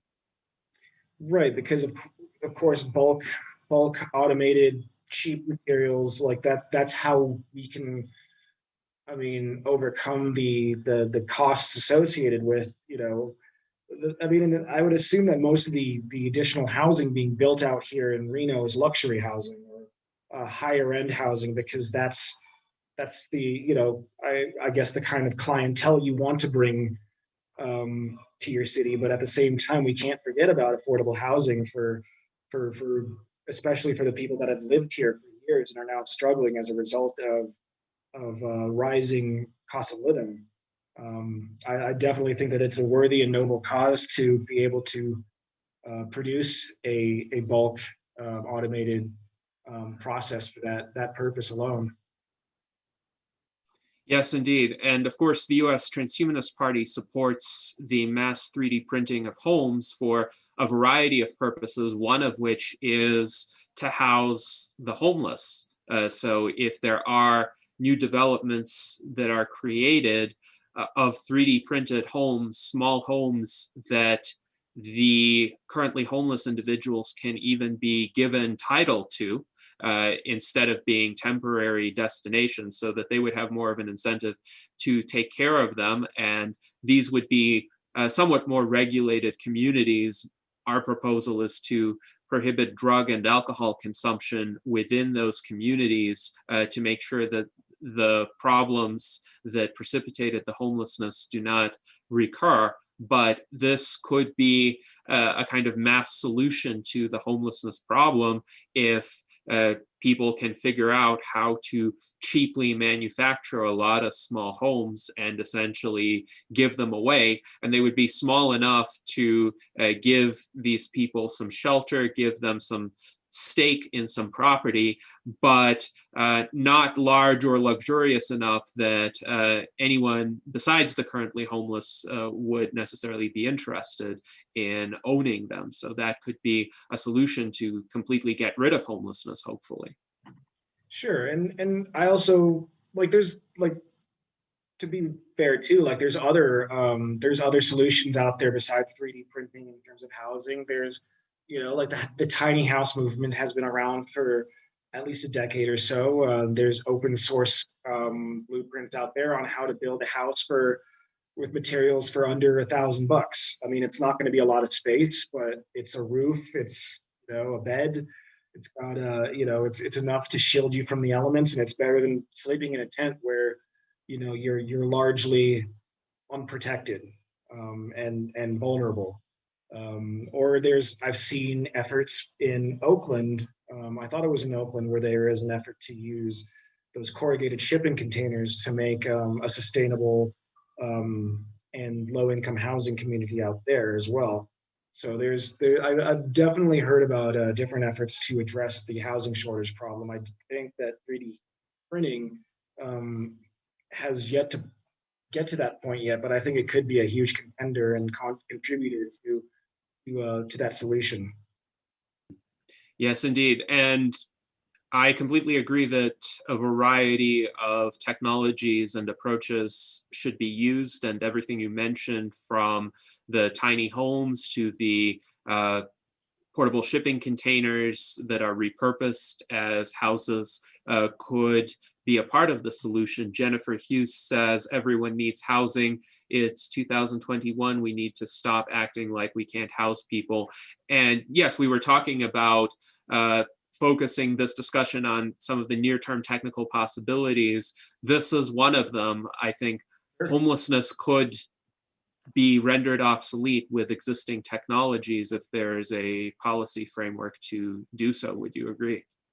Right, and what I've been seeing here, like especially what I've been witnessing here in Reno, is the disappearing of weekly motels, which I agree were problematic for a lot of people in terms of crime and that kind of thing. But it, getting rid of these low income, weekly motels doesn't help the people that were living there. These people are moved out onto the street, and then as a result, you've got the sweeps made by the police pushing them somewhere else. We're not addressing the problem; we're just pushing the problem somewhere else, rather than meeting it head on and providing solutions and showing that we actually care about it. Like I think that's been the frustrating part, is that they're I mean, I hesitate to point fingers or blame anybody, but it seems that there may have been a lack of true empathy or understanding of how to address the problem, rather than just push it somewhere else. And we don't want to see this in our city, where families are going to be walking around and running into these people that are unhoused. But we can fix that if we give them affordable housing through cheap production means like 3D print. So I think that it's a clear solution, and one that I don't think wouldn't anticipate would take a lot of effort to adopt into a government policy to provide that service. Yes, indeed. I think the major step that would need to happen would be a reform of zoning laws, because so much of the land area in most US cities now is zoned either completely single family residential or completely commercial. And there is little opportunity for building new residential structures, especially residential structures that are of a fairly small size per unit.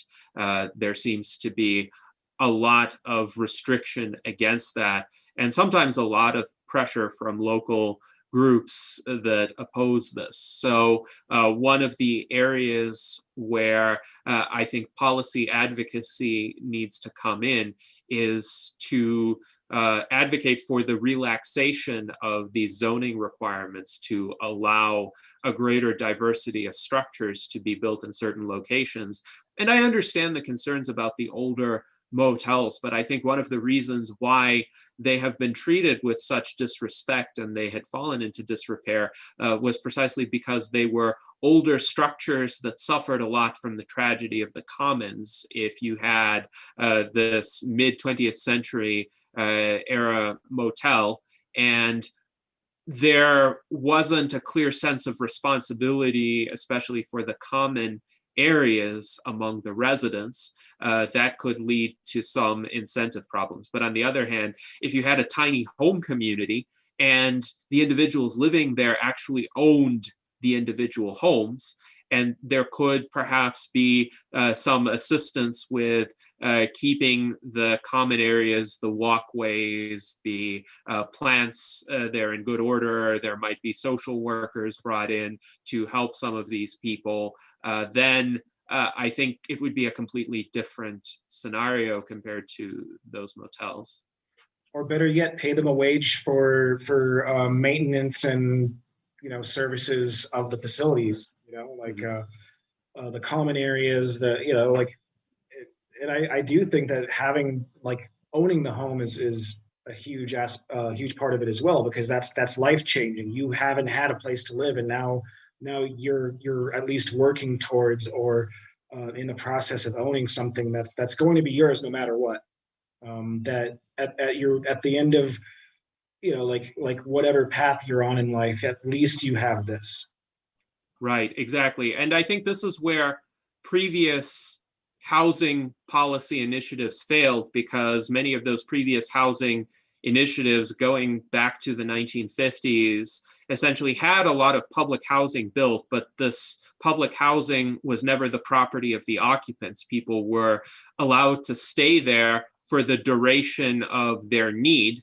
And if they got a job with a sufficient income, they could actually lose their eligibility for the public housing. So that became a trap for them and an incentive for them to stay unemployed or underemployed. On the other hand, if you're given title to this home free and clear, perhaps subject to certain conditions while you're living in that kind of community, then you won't lose it if you get a job. If you start earning fantastic amounts of money, you won't lose that home. And you would have the discretion, for instance, to sell it to somebody if you don't want to live there anymore. That would be a big incentive to take care of it. Oh, absolutely. And I think that we need more programs like that across the United States that put people who are homeless and, unhoused and put them in a position where they can actually succeed and get ahead. I've got friends that I personally know that were homeless at one point in their lives, and they say that it's a full-time job. Being homeless is a full-time job because you've got to figure out where you're getting fed. You've got to figure out where you're getting money from. It's a constant struggle to make it through the day and wake up the next day.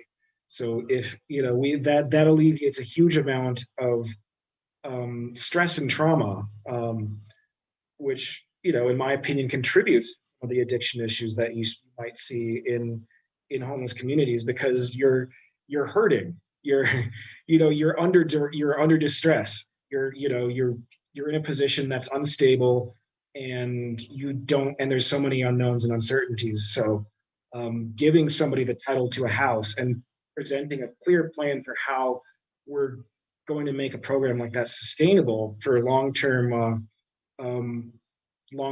usage, or at least having that program survive for a longer period of time is going to be, I think, a huge advantage and a huge step forward in terms of our society in general.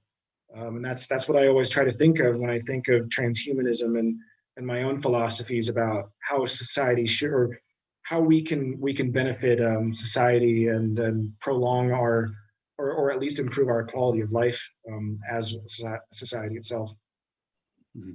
Yes, and Jennifer Hughes says that she participated in developing a report on chronic homelessness, and this report concluded that providing the homeless a home and social worker in all of the states saved tens of millions to hundreds of millions of dollars annually for the state budget. This depended on how large the population of the state was, but there are a lot of expenses for police and emergency care and court costs that are saved by housing people.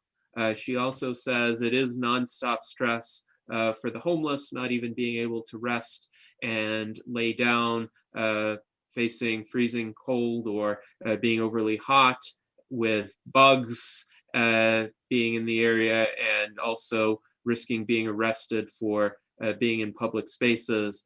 Yes, I think this is a very difficult life to lead, and once someone has descended to that level, it is difficult to rise up again unless there's some sort of base of operations. Even having an address is very useful to be able to send out job applications and get contacted back.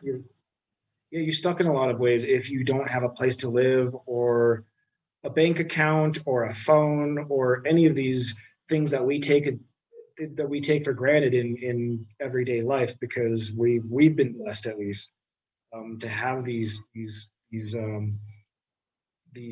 needs met. So and also too, like I think it's pretty tragic that we haven't, in my opinion, done enough for the homeless up until this point, because they're still citizens of the United States. They still matter. They should still be seen as important as anybody else. So they deserve that dignity and that quality of life. Yes, indeed. So I think technology in this area, as in many others, has a crucial role to play. This, I think, can be done through a combination of technologies, as we discussed, and it also requires, however, certain policy shifts. As with many areas, technology and policy interact, and a key reason why something may be feasible to do and desirable to do, but it hasn't been done yet, is that there are some obsolete restrictions that are preventing it from being done. Another example, perhaps on the higher end of housing possibilities, is the proposal for the innovation zone in northern Nevada, which is currently being advocated by Governor Sisolak's office. And the most immediate result of that proposal, if it were to be enacted, would be the Painted Rock Smart City in Story County that would be developed by Blockchains LLC. And currently, there's a restriction in Story County against the construction of new residential properties within the area of the Tahoe Reno Industrial Center. So having this autonomous jurisdiction, the innovation zone, would enable them to overcome this restriction and create more housing, ultimately housing tens of thousands of people. Some will say, well, this is going to be upper end housing, most likely, and probably there will be a lot of that. However, if there is more housing there and people with higher incomes move to that area, that would free up housing in other areas of northern Nevada, which would then become more affordable if supply increases. All other things equal, as long as demand doesn't skyrocket to a similar extent, the price will go down. Sure. Mm-hmm. And like I think I mentioned before, I've because I have had a vested interest in looking at smart cities and how we can better use things like AI, automation, even project management skills like continuous process improvement and waste reduction, and making sure that we've got an equal distribution of resources across the entire grid. That's something that I've definitely been looking into, and nothing official yet, but we're hoping to maybe get involved with the city planning and talk about the fact that we've got a system that essentially combines municipalities from waste treatment to electrical production to water treatment and even fuel production. Essentially, it's not a single stream process. It's a single stream input that has several different outputs, and with that, we think we can combine those otherwise separate municipalities into one integrated system that can sustain itself, just based on the fact that like as long as there's going to be humans, there's going to be waste produced, and if that waste is organic and it decomposes, then we can harness that methane through gasification and potentially produce electricity from it. Maybe separate the waste solids from the waste liquids, so those waste liquids can be turned into drinkable, potable water for home use. And then that same water can also go through a bioreactor process that takes green algae and turns it into different types of biofuels, like even high fraction jet fuel is even possible to make through this process. So That's something I've always had in the back of my head, at least since 2015. If you could make a city that didn't need to be plugged into any other grid but itself, it's a self-sustaining city, like what would that look like? What are the things that a city needs to survive? Fuel, water, electricity, even a food source, because that's another thing you can do with green algae is use it as at least as a nutrient dense food source as well. So these are all things that I would love to maybe articulate and propose in a presentation to whoever's in charge of that aspect of planning in the innovation zone. They're pretty lofty ambitions, but we've got a game plan, and I think that's what really, that's what innovation's about. It's about being brave enough to come up with the big ideas in the first place. Mm-hmm.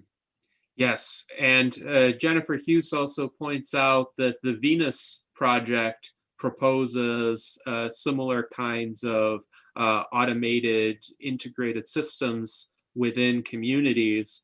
I think one of the advantages of creating a new city from scratch is that a lot of these kinds of systems can be integrated into it at the onset, which is a lot easier than redesigning and upgrading older infrastructure. I absolutely agree, and I think it's interesting that Jennifer mentioned the Venus Project, because that's essentially where my idea was spawned from, was because Jack Fresco has been I think he died fairly recently, but he's been a very prolific futurist when it came to design. I think he even made a modular home design that's where he got his start, was making modular homes somewhere in the advent of World War II. And I think it was in the 70s that he started the Venus Project around the concept of creating a self-sustaining community. And I think that that's definitely a consideration that we need to look at if we're going to, if we're just going to survive as a civilization in general, we've got to figure out how to better distribute and conserve our resources, and to regenerate them if possible, and to consume less finite resources in the process. Mm-hmm. Actually, Jacques Fresco lived to be 101 years old. He died in May of 2017. One of the longer-lived historical transhumanists.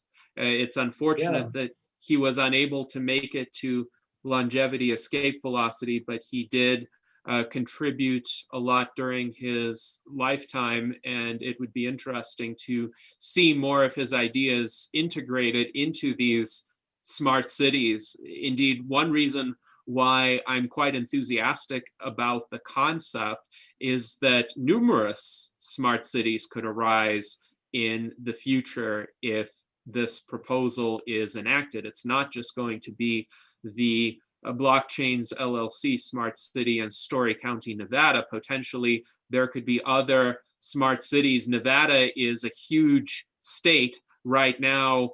85% of it approximately is owned by the US federal government, but eventually a lot of this land could be developed, and there could be cities structured along the lines of the Venus Project, or at least borrowing from some of its ideas.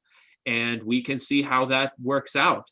We can see how those cities cope in some of the desert environments in Nevada, and perhaps transform them into more arable kinds of environments, more usable, friendlier to visitors. Nevada, of course, has been known historically as a tourist destination, but for a tourist destination, it has been heavily underutilizing its land. A lot of Nevada is barren scrubland or desert. Could that be turned into places that tourists will want to go? I believe so. I see more value in terms of creating community as opposed to tourist destinations. But I think the idea of a self-sustaining community as a proof of concept is a tourist destination idea. And last I checked, we were still trying to colonize Mars. So, desert land being terraformed and controlled and turned into something that could sustain life is something that we could potentially apply elsewhere as we continue to set our sights on other planets. And I think that that's eventually where this technology is going to lead us. If we're, we've already achieved the ability to travel to Mars, we have yet to figure out how to create sustainable life. I know that there's plenty of other startups and think tanks that are devoted to Mars colonization, but the idea of a smart city that sustains itself and in an enclosed system, especially, is going to be incredibly invaluable to those efforts in the future. Yes, indeed. And with regard to automation, what progress have you observed in that area over the past several years that could potentially bring some of these plans to fruition? Well, to be honest, automation, because my background's mostly in chemical and engineering stuff like that. With automation, I have seen some attempts at automation and some examples of it in my work with Chevron and with work with other companies that want to eliminate the human factor, for instance. So it's a lot of, and I see it even in the cannabis industry right now. I know one company that's using AI to determine, processes that consider all the variables down to volume, temperature, flow rate, production quantity that you want, and we'll nail it down to like, okay, this is the serial number of the machine that you need to buy in order to achieve these parameters. And there's controls that you can put on this system that make it more turnkey. And I do see that more that, because that's always a process improvement goal, is to eliminate human error. And you eliminate human error through automation. It's just that automation itself tends to be more of a front heavy thing, because you've got to set it up, you've got to create the framework for it, you've got to test it out and make sure that it works before you let it go and do its thing. But I expect to see more automation out there in terms of the technology that I've seen. I've seen plenty of basically virtual hardware type programs that have been used for controlling actuated valves and pressure regulators and flow controllers, things that you might see in a pilot plant in a oil refinery, for instance. And there's a lot of that automation going on already that don't require human beings to pull levers and turn knobs. That's something that we already see out there using. I can't remember the name of the software that we use, but there's different softwares out there that give you sort of a visual interface of the system that you're controlling and where the temperatures and pressures are. That's been heavily used in the chemical industry. You've got Amazon warehouses that are outfitted with autonomous robots that are able to sort from different locations of the warehouse itself. You've got General Dynamics, Boston Dynamics, that has the autonomous robots that are very nimble and able to do backflips. And I see automation being, in terms of the actual specific softwares and applications, I see nothing but examples of it. I think it's unfortunate that we're accelerating automation at a pace that doesn't adequately address our workforce needs. Because I think that's going to become more of a problem, is that, that's always a concern, right? That robots are going to take our jobs. That automation or that human labor is going to be replaced by automation. And that's the unfortunate double-edged sword of that, is that, as things are automated, there's less need to have a human being involved, maybe just to do maintenance and ensure that the automated system is working properly, assess it when it needs to be fixed, but otherwise doesn't need direct human involvement. So then where do we put our workforce in that case? So I think that's something that needs to be addressed in the as we kind of include more and more automation into our daily lives. Now, with regard to the impacts of automation, do you think one possibility, along with maintenance jobs, but there could be fewer of those than the jobs that are replaced, would be essentially the upskilling of a lot of workers into more creative tasks, more varied tasks, because of course, automation can be deployed to do a single task or a set of related Menial tasks labor, very yeah. well. But with regard to, say, your role as an entrepreneur, it would be very difficult to have an AI that can work with the wide range of technologies that you are employing and in the wide variety of projects where you're using those technologies. So it seems that the ability to move across domains, apply insights from one domain to another, to take on many very different tasks at once, and to use this kind of creative judgment that humans have, those are attributes that you would have to have truly sentient human level AI in order to replicate. So do you think that will be enough to keep creating new jobs and new opportunities for people, even as older, more menial tasks get displaced?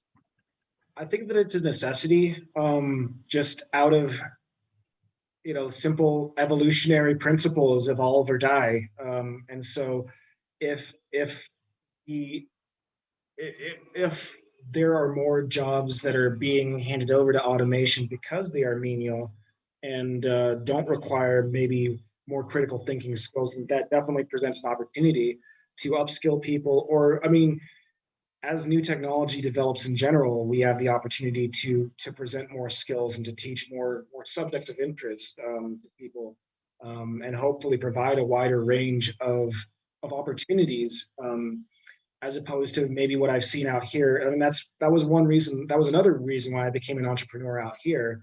Was I had a couple of jobs in the cannabis industry and then lost them, and then kind of looked around and figured out, okay, what's available here in Reno? I can work a warehouse job, or I can be worked to death in the Tesla factory. There's few options, or I could work in the service industry. And it's like, well, for somebody who's got a master's in chemical engineering and doesn't want to be a workhorse, like, that's not very appealing. So my hope is that as we boldly explore these new technologies, whether they're 3D printing, cannabis, anti-ice coating, or nanomaterials, is that we provide opportunities for people to learn other niche skills that will help them evolve as the work sort of the working atmosphere changes. Just because that's, as whether you like it or not, the change is happening.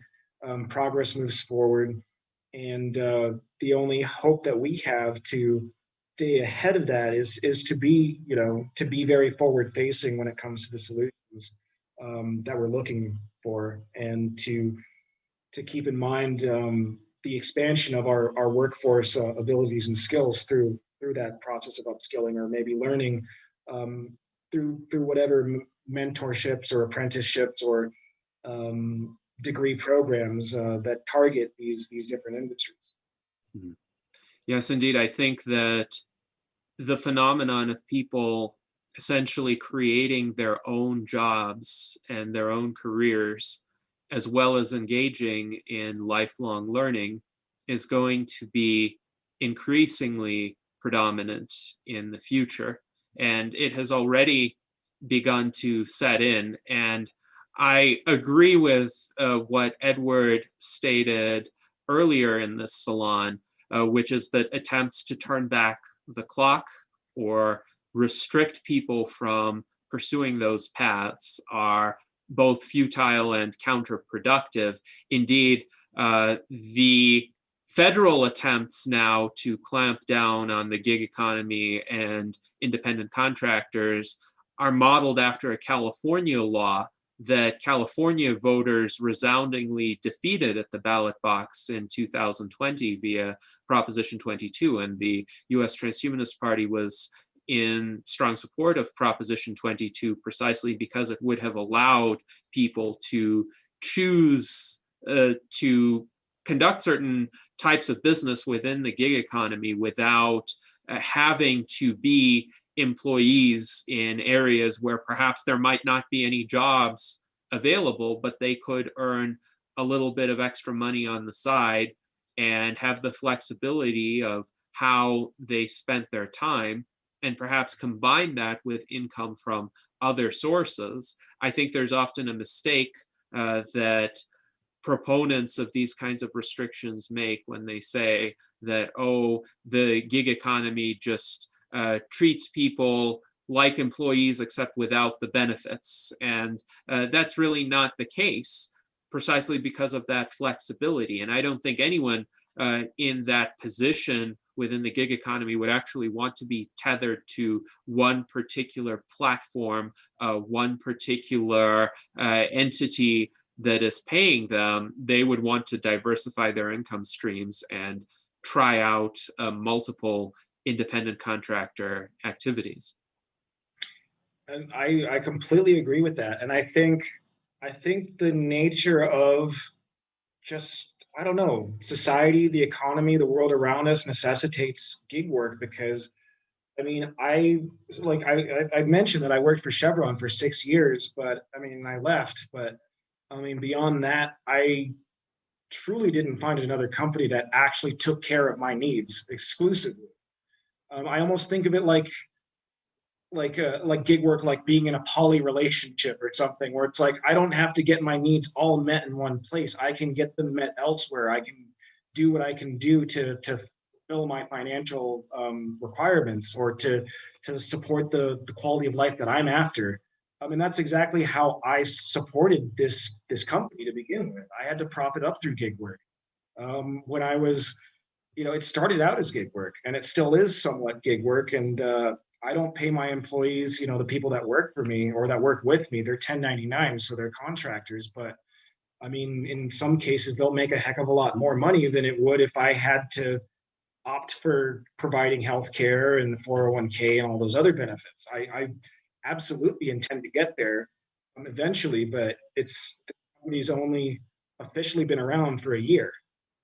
So and the fact that we're at the rapid growth point that we're at is remarkable. But if I was forced to give people benefits and all that, then it would just be me. It would just be me trying to stay on top of 10 different projects, which is already what I'm trying to do, but it would make it more difficult for me to hire extra help that could come and fill in these roles. And when I was, it was 2019, the beginning of 2019, when I was working at TMCC, that I was also taking up gigs from apps like Robol, which gives you like a day shift where you can do event banquet serving, or you can be a porter over at the cafeteria at UNR, or just you can pick up one day shift and you don't have to be a part of the company or obligate to a full week or a month or 3 months. There was Blue Crew that did that as well, but I loaded up on all that stuff on Grubhub, on whatever I could, so that I could afford to float myself to the next contract. When it came to my business, where it's like, okay, and that's the part of that's unfortunate about consulting or working for yourself, is that income can be very unstable. There's periods of feast or famine. And so the fact that there was a gig economy for me to reach into made it entirely possible for me to grow a business. Yes. And I think this is another extremely important insight for people to understand, especially if they haven't been closely involved in the gig economy. The opportunity to earn part-time occasional income from the gig economy could be a stepping stone toward other endeavors, could fund businesses that otherwise might never have gotten off the ground. And also, these kinds of contracting arrangements can be used to pay people for participation in endeavors where they might not have been able to get hired full time, where they might never have gotten the experience otherwise.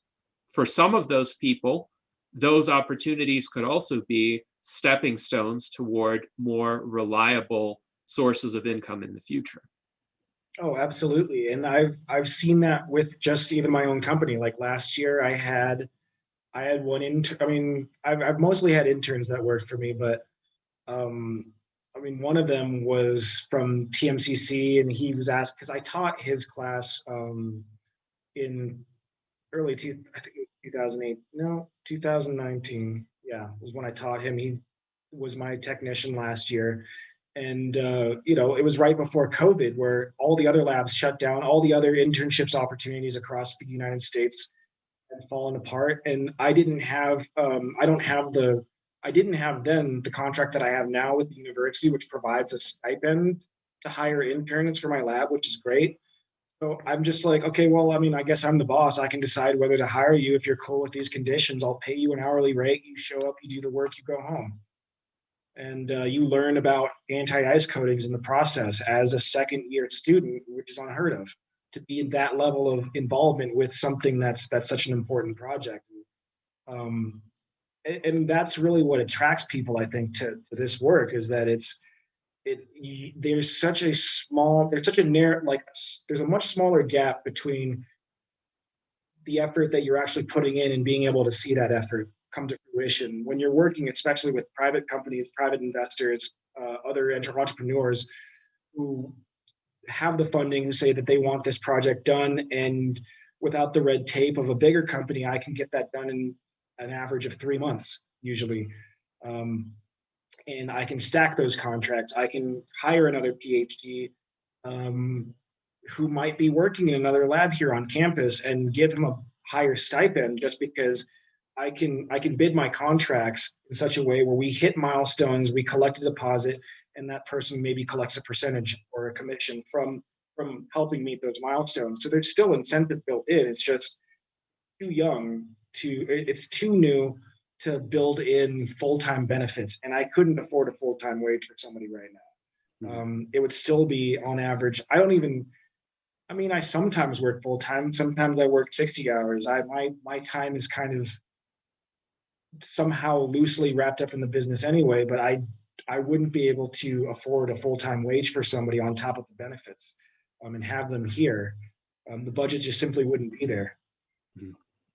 Yes, and the kind of contract pay that you offer is seen as extremely lucrative by young people, by students whose other options are perhaps not that appealing. Now, when I was a college student, I used to do SEO, search engine optimization writing, and that paid me per word, essentially, but I could write fast enough that I could earn maybe $13 an hour.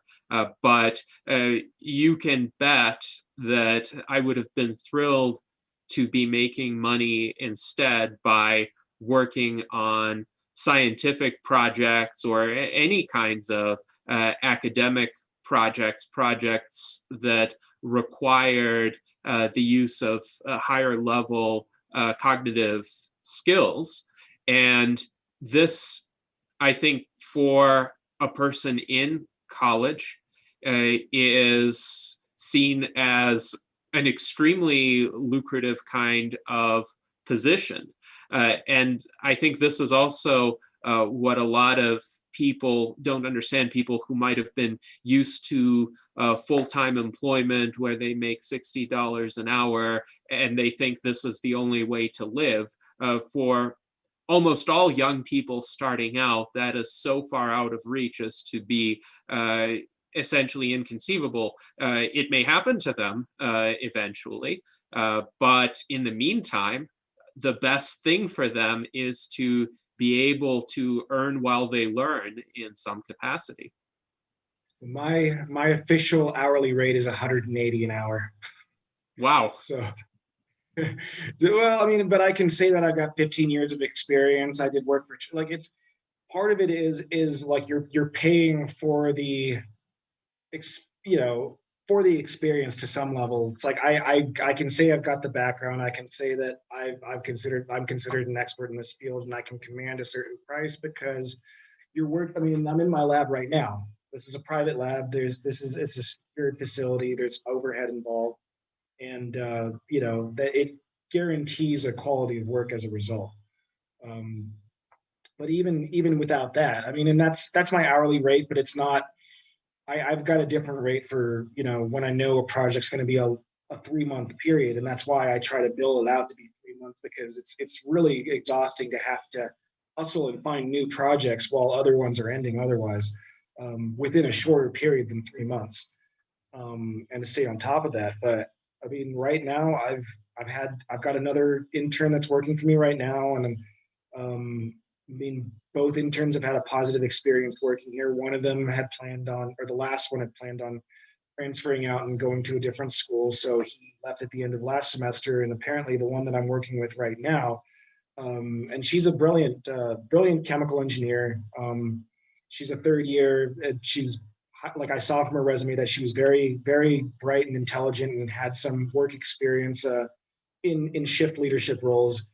And I got the word that it sounds like she's curious, or she's at least interested in sticking around longer, because the work is very engaging and it's very exciting. And there's not a chance to get bored or to get caught up in tedium. There's no tedium when there's always a new technology that we're going to master.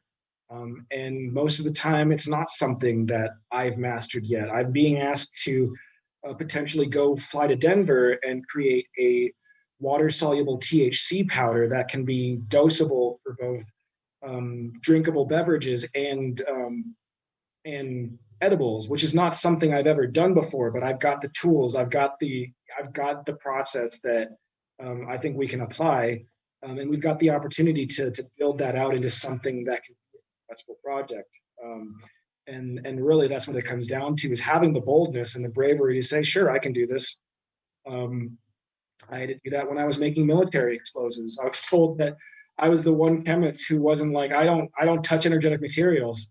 Like, that's, you know, but, you know, this was a substance that was twice as energetic as traditional TNT. And I figured out how to make it from a naval research paper, and turned it into something that did the trick. So it's like, I didn't know how to do that beforehand, but it's about having the, I guess, the courage to do it in the first place, and the understanding of how these processes work at a fundamental level, so that you can apply them cross-discipline. And that's what I end up doing in a lot of cases, is taking some component from one project and maybe applying it to something else, because I'm like, I know that this works at a certain way at this pH and at this temperature, and this is the property that it has. So maybe this is a property I can apply to this, where we're having this issue with whatever composition. And I'm hoping to get to the point where I can teach again. I really enjoyed teaching, and I think that sort of nuance to teaching the STEM sciences is understanding how to be creative in your thinking, how to be creative and critical at your thinking of how to solve these problems, and applying them to real world situations. I think that's how we progress as a society. Mm-hmm. Yes, indeed. Now, David Shoemaker asks, what skills, attributes, and education do you value most in your contractors? In my contractors? So right now, I mean, I work with a lot of contractors for different reasons. I've got a digital marketing team. I've got a design team. I've got somebody that does grant writing for me. And then I've got the people that work directly in my lab. So the skills of, I would say at least the skills that I'm looking for, or at least I guess the first thing I look for is just an open mind and a positive attitude. Like, as trite as that sounds, I'm looking for somebody that's even attracted to this idea in the first place, rather than working for a larger company.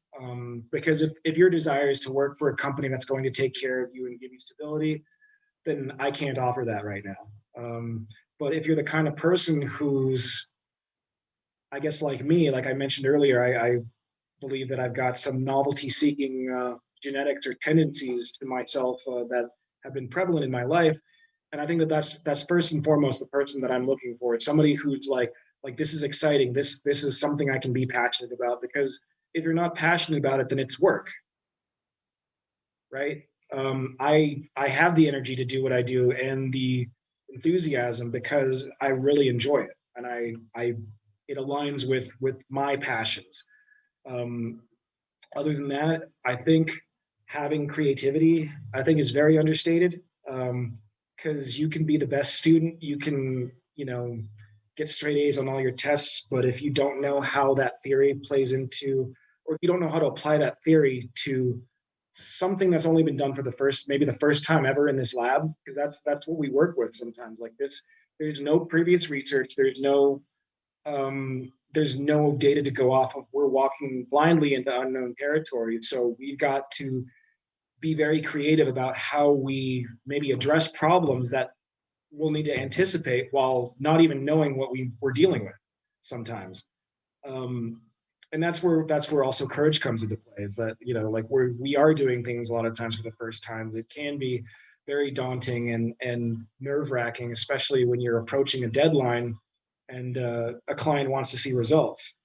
So I think it also takes a level of, I guess it takes the level of moxie and nerve to do it as well, because I find myself in this position where I'm realizing that the client doesn't understand the gravity of how difficult the technology is, and maybe that's and that's something that I've learned as well along the way, is to mitigate client expectations. It's not magic.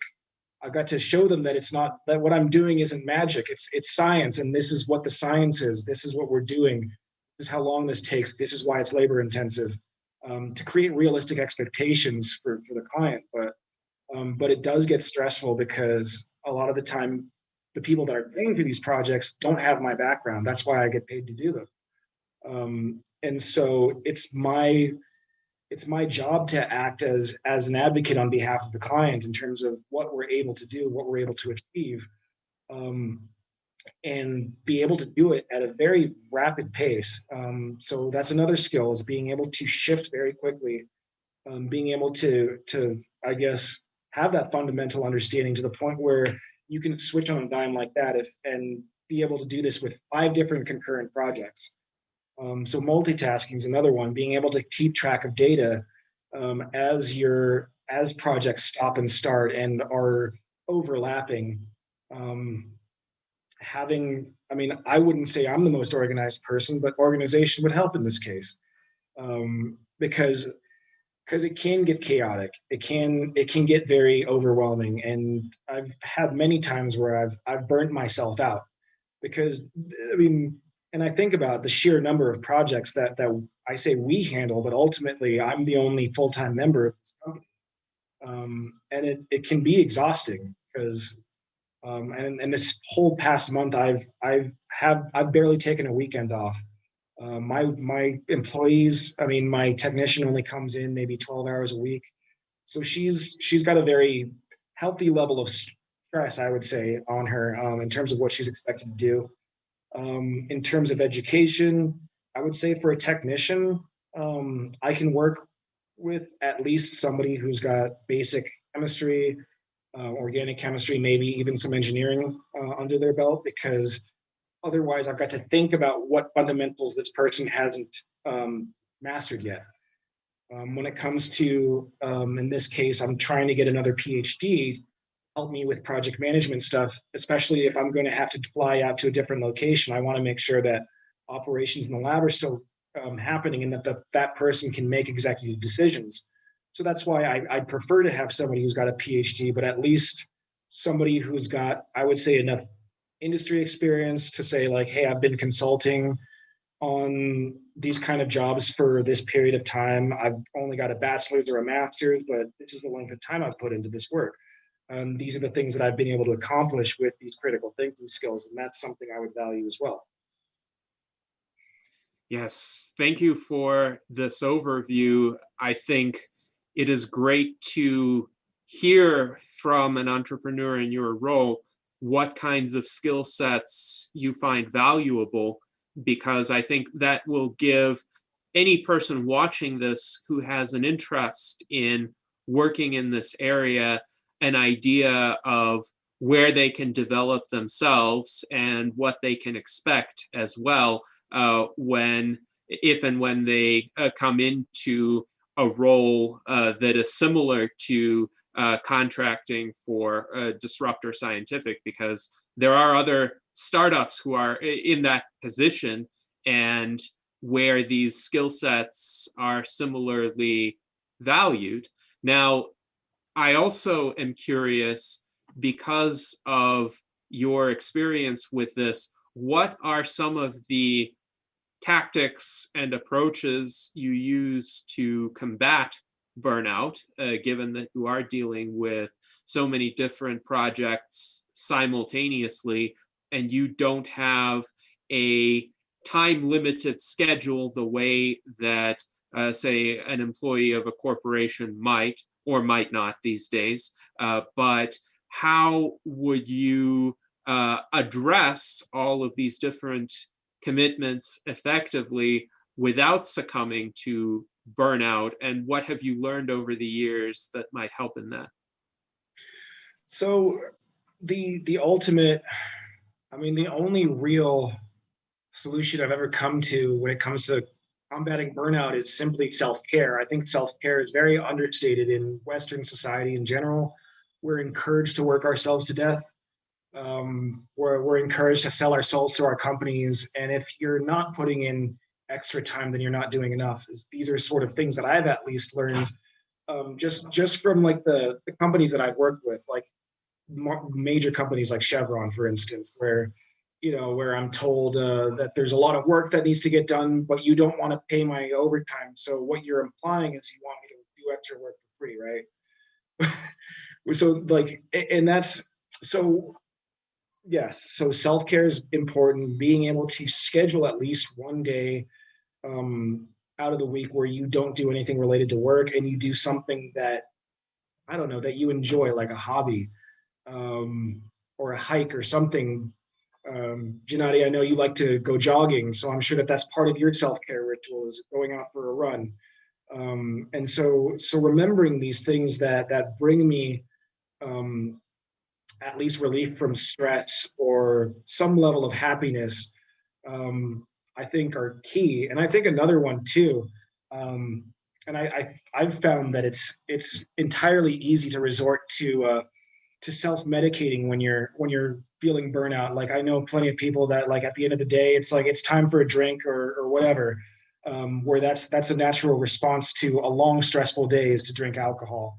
And that's another thing that I've started doing, is like taking long extended breaks from anything that I might take recreationally, even cannabis, because I think it's important to get reacquainted with your own I guess thought patterns and processes when you're at a baseline, when you're at your clearest and your most focused. Other than that, I'd say that the other key to preventing burnout is to simply outsource what you don't need to do yourself. It's, like, as an entrepreneur and as a business owner, there's always sort of that knee-jerk reaction to, I don't want to spend more money. But then you've also got to consider, well, what is my time worth?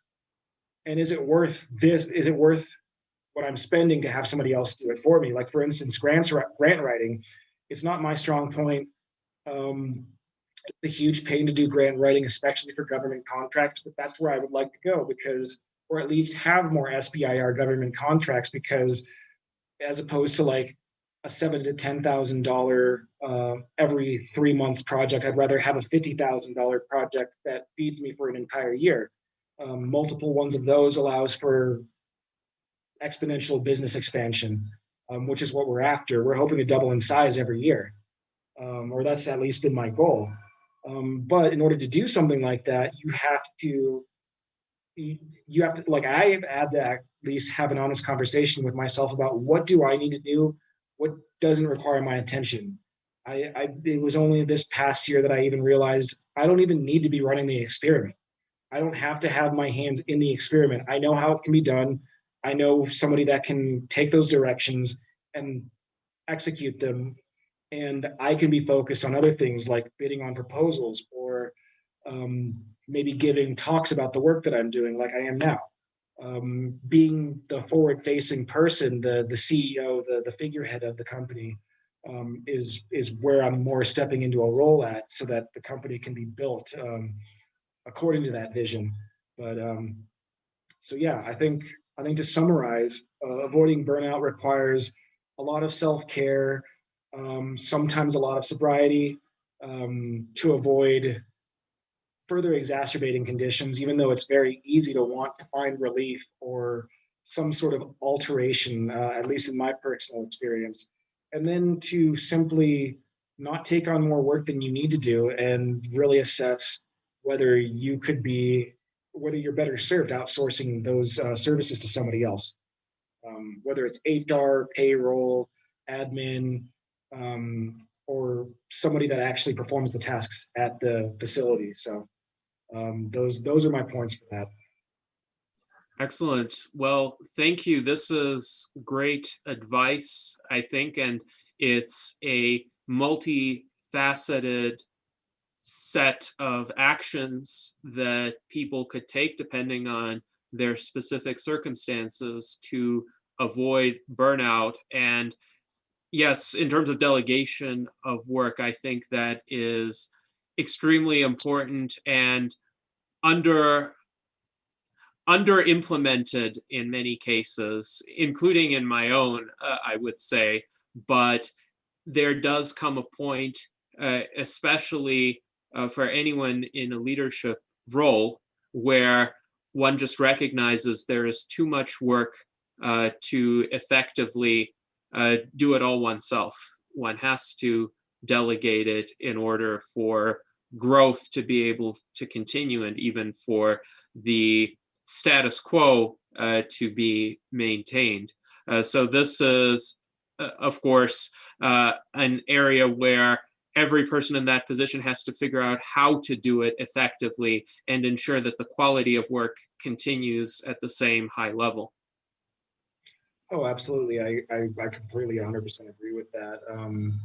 And it does take some being honest with yourself, and because I think a lot of the times egos can get in the way of hiring, of effective hiring, because I mean, especially in my case, when I have proven to myself I can do it, I can do any of this stuff, I'm very capable.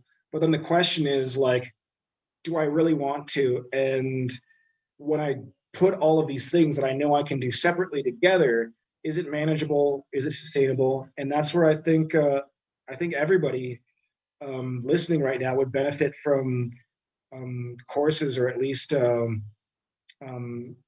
information out there on project management skills related to waste reduction, Kaizen, Toyota way type production values, because that's a way that you reduce inefficiencies. I'm incredibly inefficient if I've got to do everything, because then everything is sort of halfway done, and my full attention isn't devoted to one project.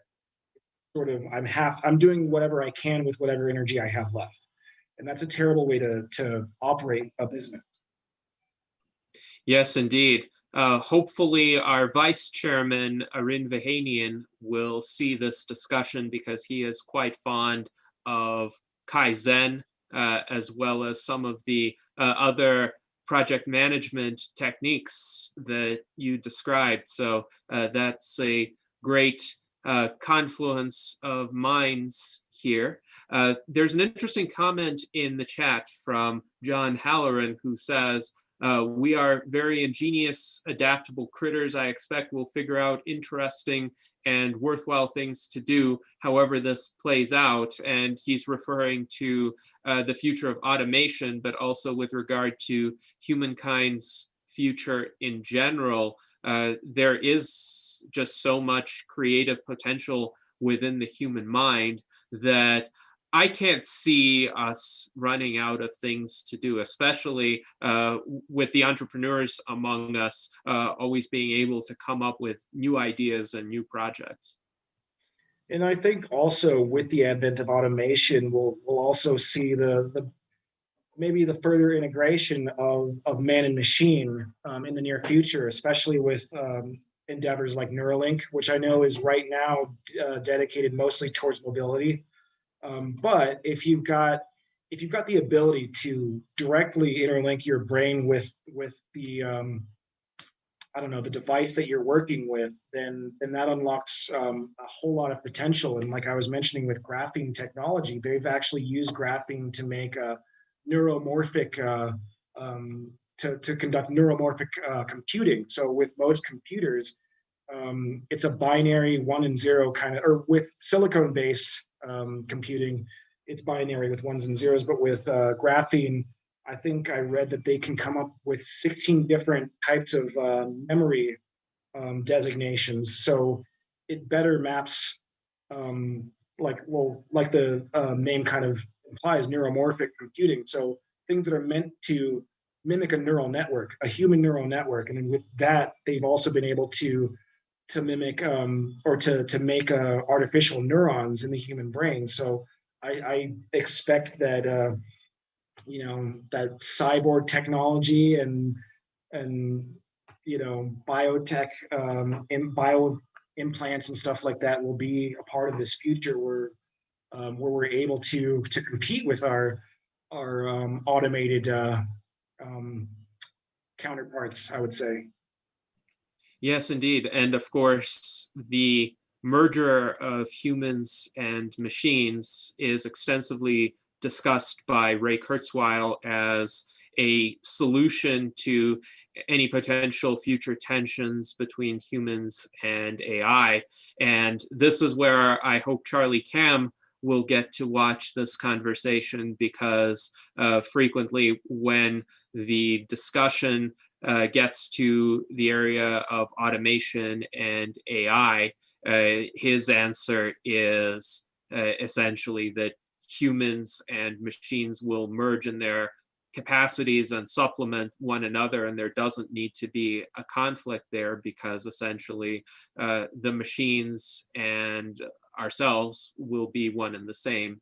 So this is, I think, definitely a promising way to address some of the issues you mentioned earlier with regard to the impacts of automation. Ultimately, if instead of seeing it as a kind of discrete distinction between humans and AI, we have increasing integration, and many of the capabilities of machines become so directly interwoven into what we do, how we interact with the world, that really there will be no separating the two. No saying that, oh, your purely human capabilities, they're not needed, because they will also be integral to how the AI will work and how the other artificial augmentations that humans come to have will function. Absolutely. And I mean, and this is just a personal philosophy about, about societal evolution and human ingenuity. And I do think that could be the next wave of evolution in action that we see is this, like, isn't that part of like the transhumanist philosophy, is transcending our human limitations and reaching for what we're capable of. And I think that's where I think that's the obvious next step, is to evolve in a direction that keeps us relevant, instead of reducing us to maybe closer to obsoleteness due to the fact that certain aspects of human labor are no longer needed. Yes, indeed. So now we have come to the time in our salon when we will go around the panel and give each person the opportunity to make their final remarks, either make certain comments or pose any remaining question that they might have. Let us begin with Jason Geringer, since I know he has a question. Anthony, what would be your milestone, the best one that you're looking for? Like, ideally speaking, what are you mostly hoping that you can accomplish in the future? Milestone, like in general for my company, or milestones as in like individual projects? Either one. What are you most looking forward to that you hope you can get done sometime? That I can accomplish? Well, and that's been sort of, that's a question that I always get, because I work in so many vastly different fields of technology, which is, it's great in the sense that I've always got an income stream that I can pull from. I'm never gonna have a lack of projects just because I've got the ability to reach into so many different directions to put something on the table. But if I had a choice, my primary objective would be sustainable technology, renewables. Like I worked in the gas and oil industry, and one thing that I've realized outside of it is that every single petroleum product that we have is something that we can replace with something that's renewable and biodegradable and from natural resources. And that's, I mean, because really what else matters if we destroy our, does it matter if we achieve escape velocity, if we destroy our planet in the process? I mean, I guess it doesn't matter if you've made it to Mars, but I'd be sad if we destroyed the planet. So I think that it's entirely imperative that we place a huge emphasis on renewables, more so than we have in the past. And it's been for various political and financial reasons, I believe. But a lot of other foreign governments have a vested interest in preserving their own ecology and helping their environment. And I think that we could be doing more to mimic those same efforts here. And that's where I'm hoping technology can take us, is to a point where we're not headed towards climate disaster. Indeed, I think only technology can avert destructive climate change. There really isn't any other proposal that can come anywhere close, but we need to figure out ways to sustain current standards of living while eventually phasing out the use of fossil fuels, and renewable energy is a key aspect of that. Fortunately, solar power is already becoming more economical than fossil fuel power. So I think humankind is headed in the right direction. I do hope it happens sooner rather than later. Now, let us go to Art Ramon Garcia for his final comment or question.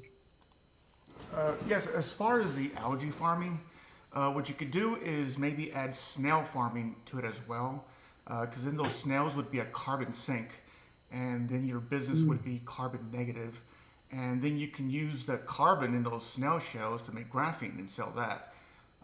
Also, you would have calcium. I think you probably sell the calcium as a fertilizer or something. But any algae operation should consider snail farming, and snails could probably be used for food, either animal or human consumption. So any algae farming should consider snail farming. I'll have to look into that. I didn't think about that one. So thank you for the note on that. Thank you for coming. All right. Thank you, Art Ramon. And in the chat, we have from David Shoemaker a comment. He says, "No questions. Thank you for this brilliant discussion today." And thank you, David, for participating and for hosting our Zoom session. Now we go to Pavel Ilin. Pavel, do you have any final remarks?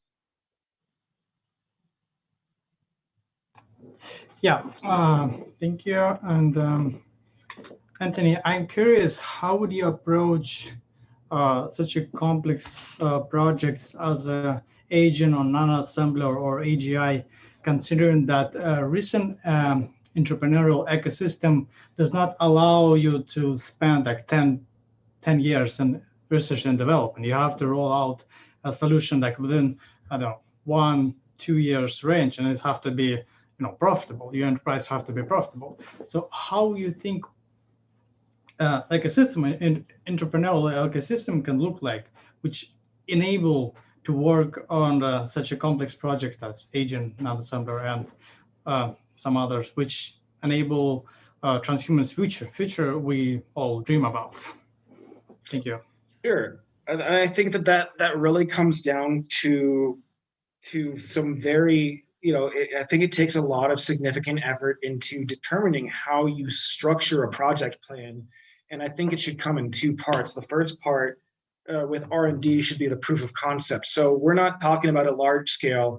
We want to prove that it works on this scale, and then figure out how to dial in those parameters, make it as close to perfect, I guess, as possible, and then figure out how that's going to scale up, how we're going to go from this, whether it's a product, one unit or a certain volume, to we're going to make 10,000 units or 50 tons of this product and roll it out the door. How do we control that? So, and I do think that that's where my background comes into play here, because engineering systems and understanding process engineering and how and what kind of assumptions we can make, what kind of risk mitigation we need to take, and really fleshing that out in a project plan, I think is absolutely necessary and crucial.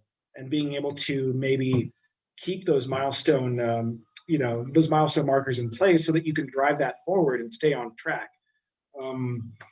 That's something I've used a lot, is Gantt charts, which I hate, but they're great for outlining different processes. It's called, I don't know if anybody here has worked with a Gantt chart before, but GANTT. They're terrible to look at. I'm not a fan of them, but they're great for like kind of putting together like these are the processes that are happening as we go throughout the rest of the year or over whatever period of time this project is going for. And I think kind of staying on top of those things, and also being a one-man show here at the lab for the most part is what allows me to kind of have a high turnover rate with a lot of these projects, whereas maybe the company itself doesn't have the overhead can't afford the overhead for using their own setup or facilities or personnel to do this job. Those are ways that we can cut down that time to execute and to bring a product to market. I think proper modeling using either Python or MATLAB to really assess system requirements. That's not something that I personally do. It's somewhere that I hope to go more in the future as these projects get more complex, and as there are more of them to kind of keep track of, is to have at least an expert on hand that knows how to use these tools to effectively put together like a virtual sort of model of how the system is going to work, so that we can effectively change those parameters and design it to whatever scale that we want. And so I guess let's to take a long answer and shorten it. Whatever work you can do up front to plan and to predict and to put hard numbers, or at least hard parameters, around something that's otherwise very nebulous and vague is what's going to matter the most when it comes to project execution in a timely fashion. Yes. I have another question, if anyone don't mind. Anthony, are you familiar with the term exploratory engineering coined by Neil Drexler? And if yes, are you using it in your engineering developments? I'm not familiar with I think I understand what the term means, but as a concept brought forth by I can't remember who you mentioned. I'm not sure I've actually studied it, but I guess give me sort of an explanation of what exploratory engineering means to you, and I can answer that.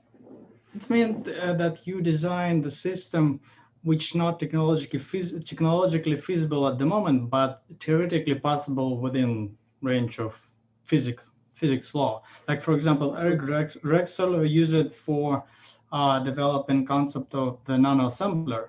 And of course, it's still not technologically possible to create an assembler, but it's theoretically possible because we have a example of, we have ribosome, a natural example of nanoassembler. Yeah, so I mean, I guess it's only, so basically it's exploratory until it's actually physically feasible. It's a theoretical model for something that doesn't exist yet. Am I correct?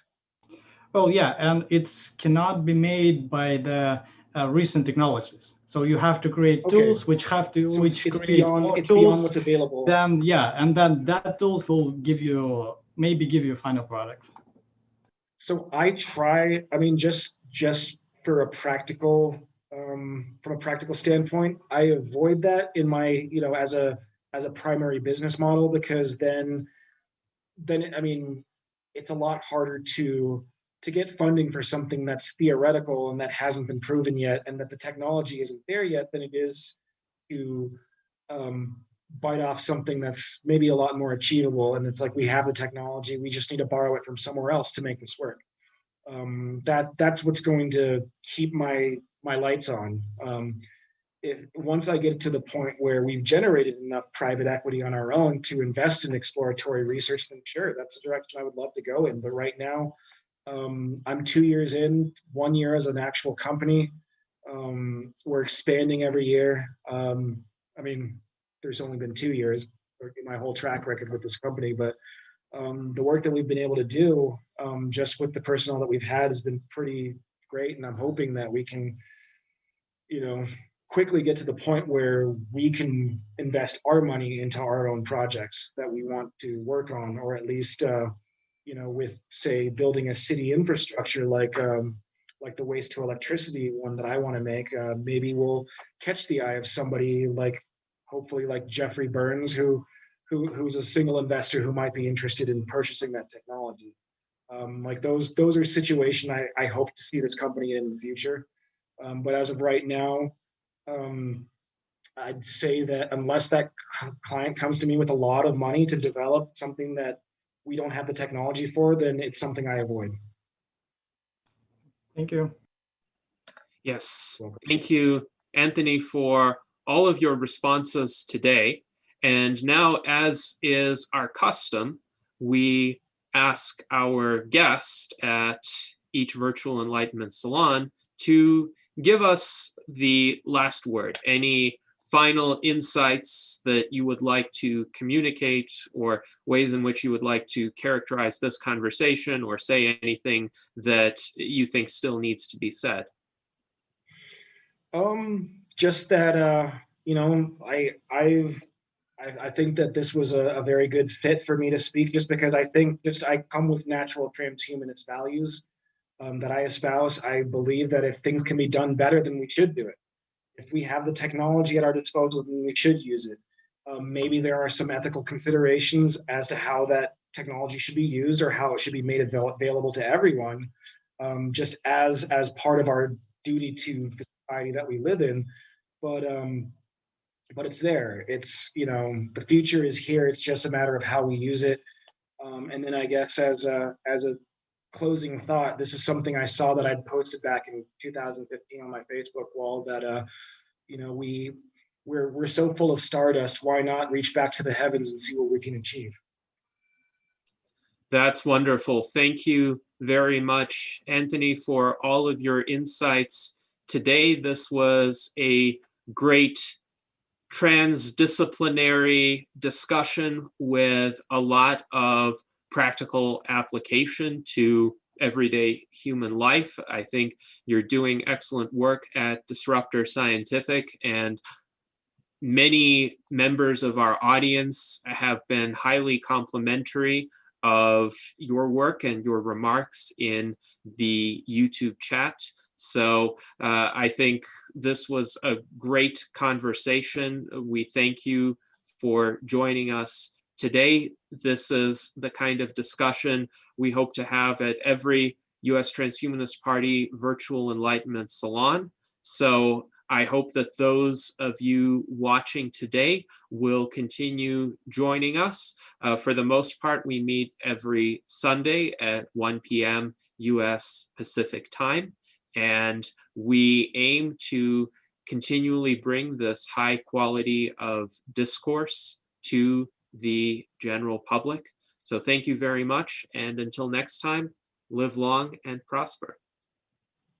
Thank you, Gennady. And before I go, if anybody wants to get in contact with me, I've got my website, it's either disruptingthefuture.com or disruptorscientific.com. There's a contact form where you can fill out. You can also reach me through my email. I'll throw it in the chat here for everyone.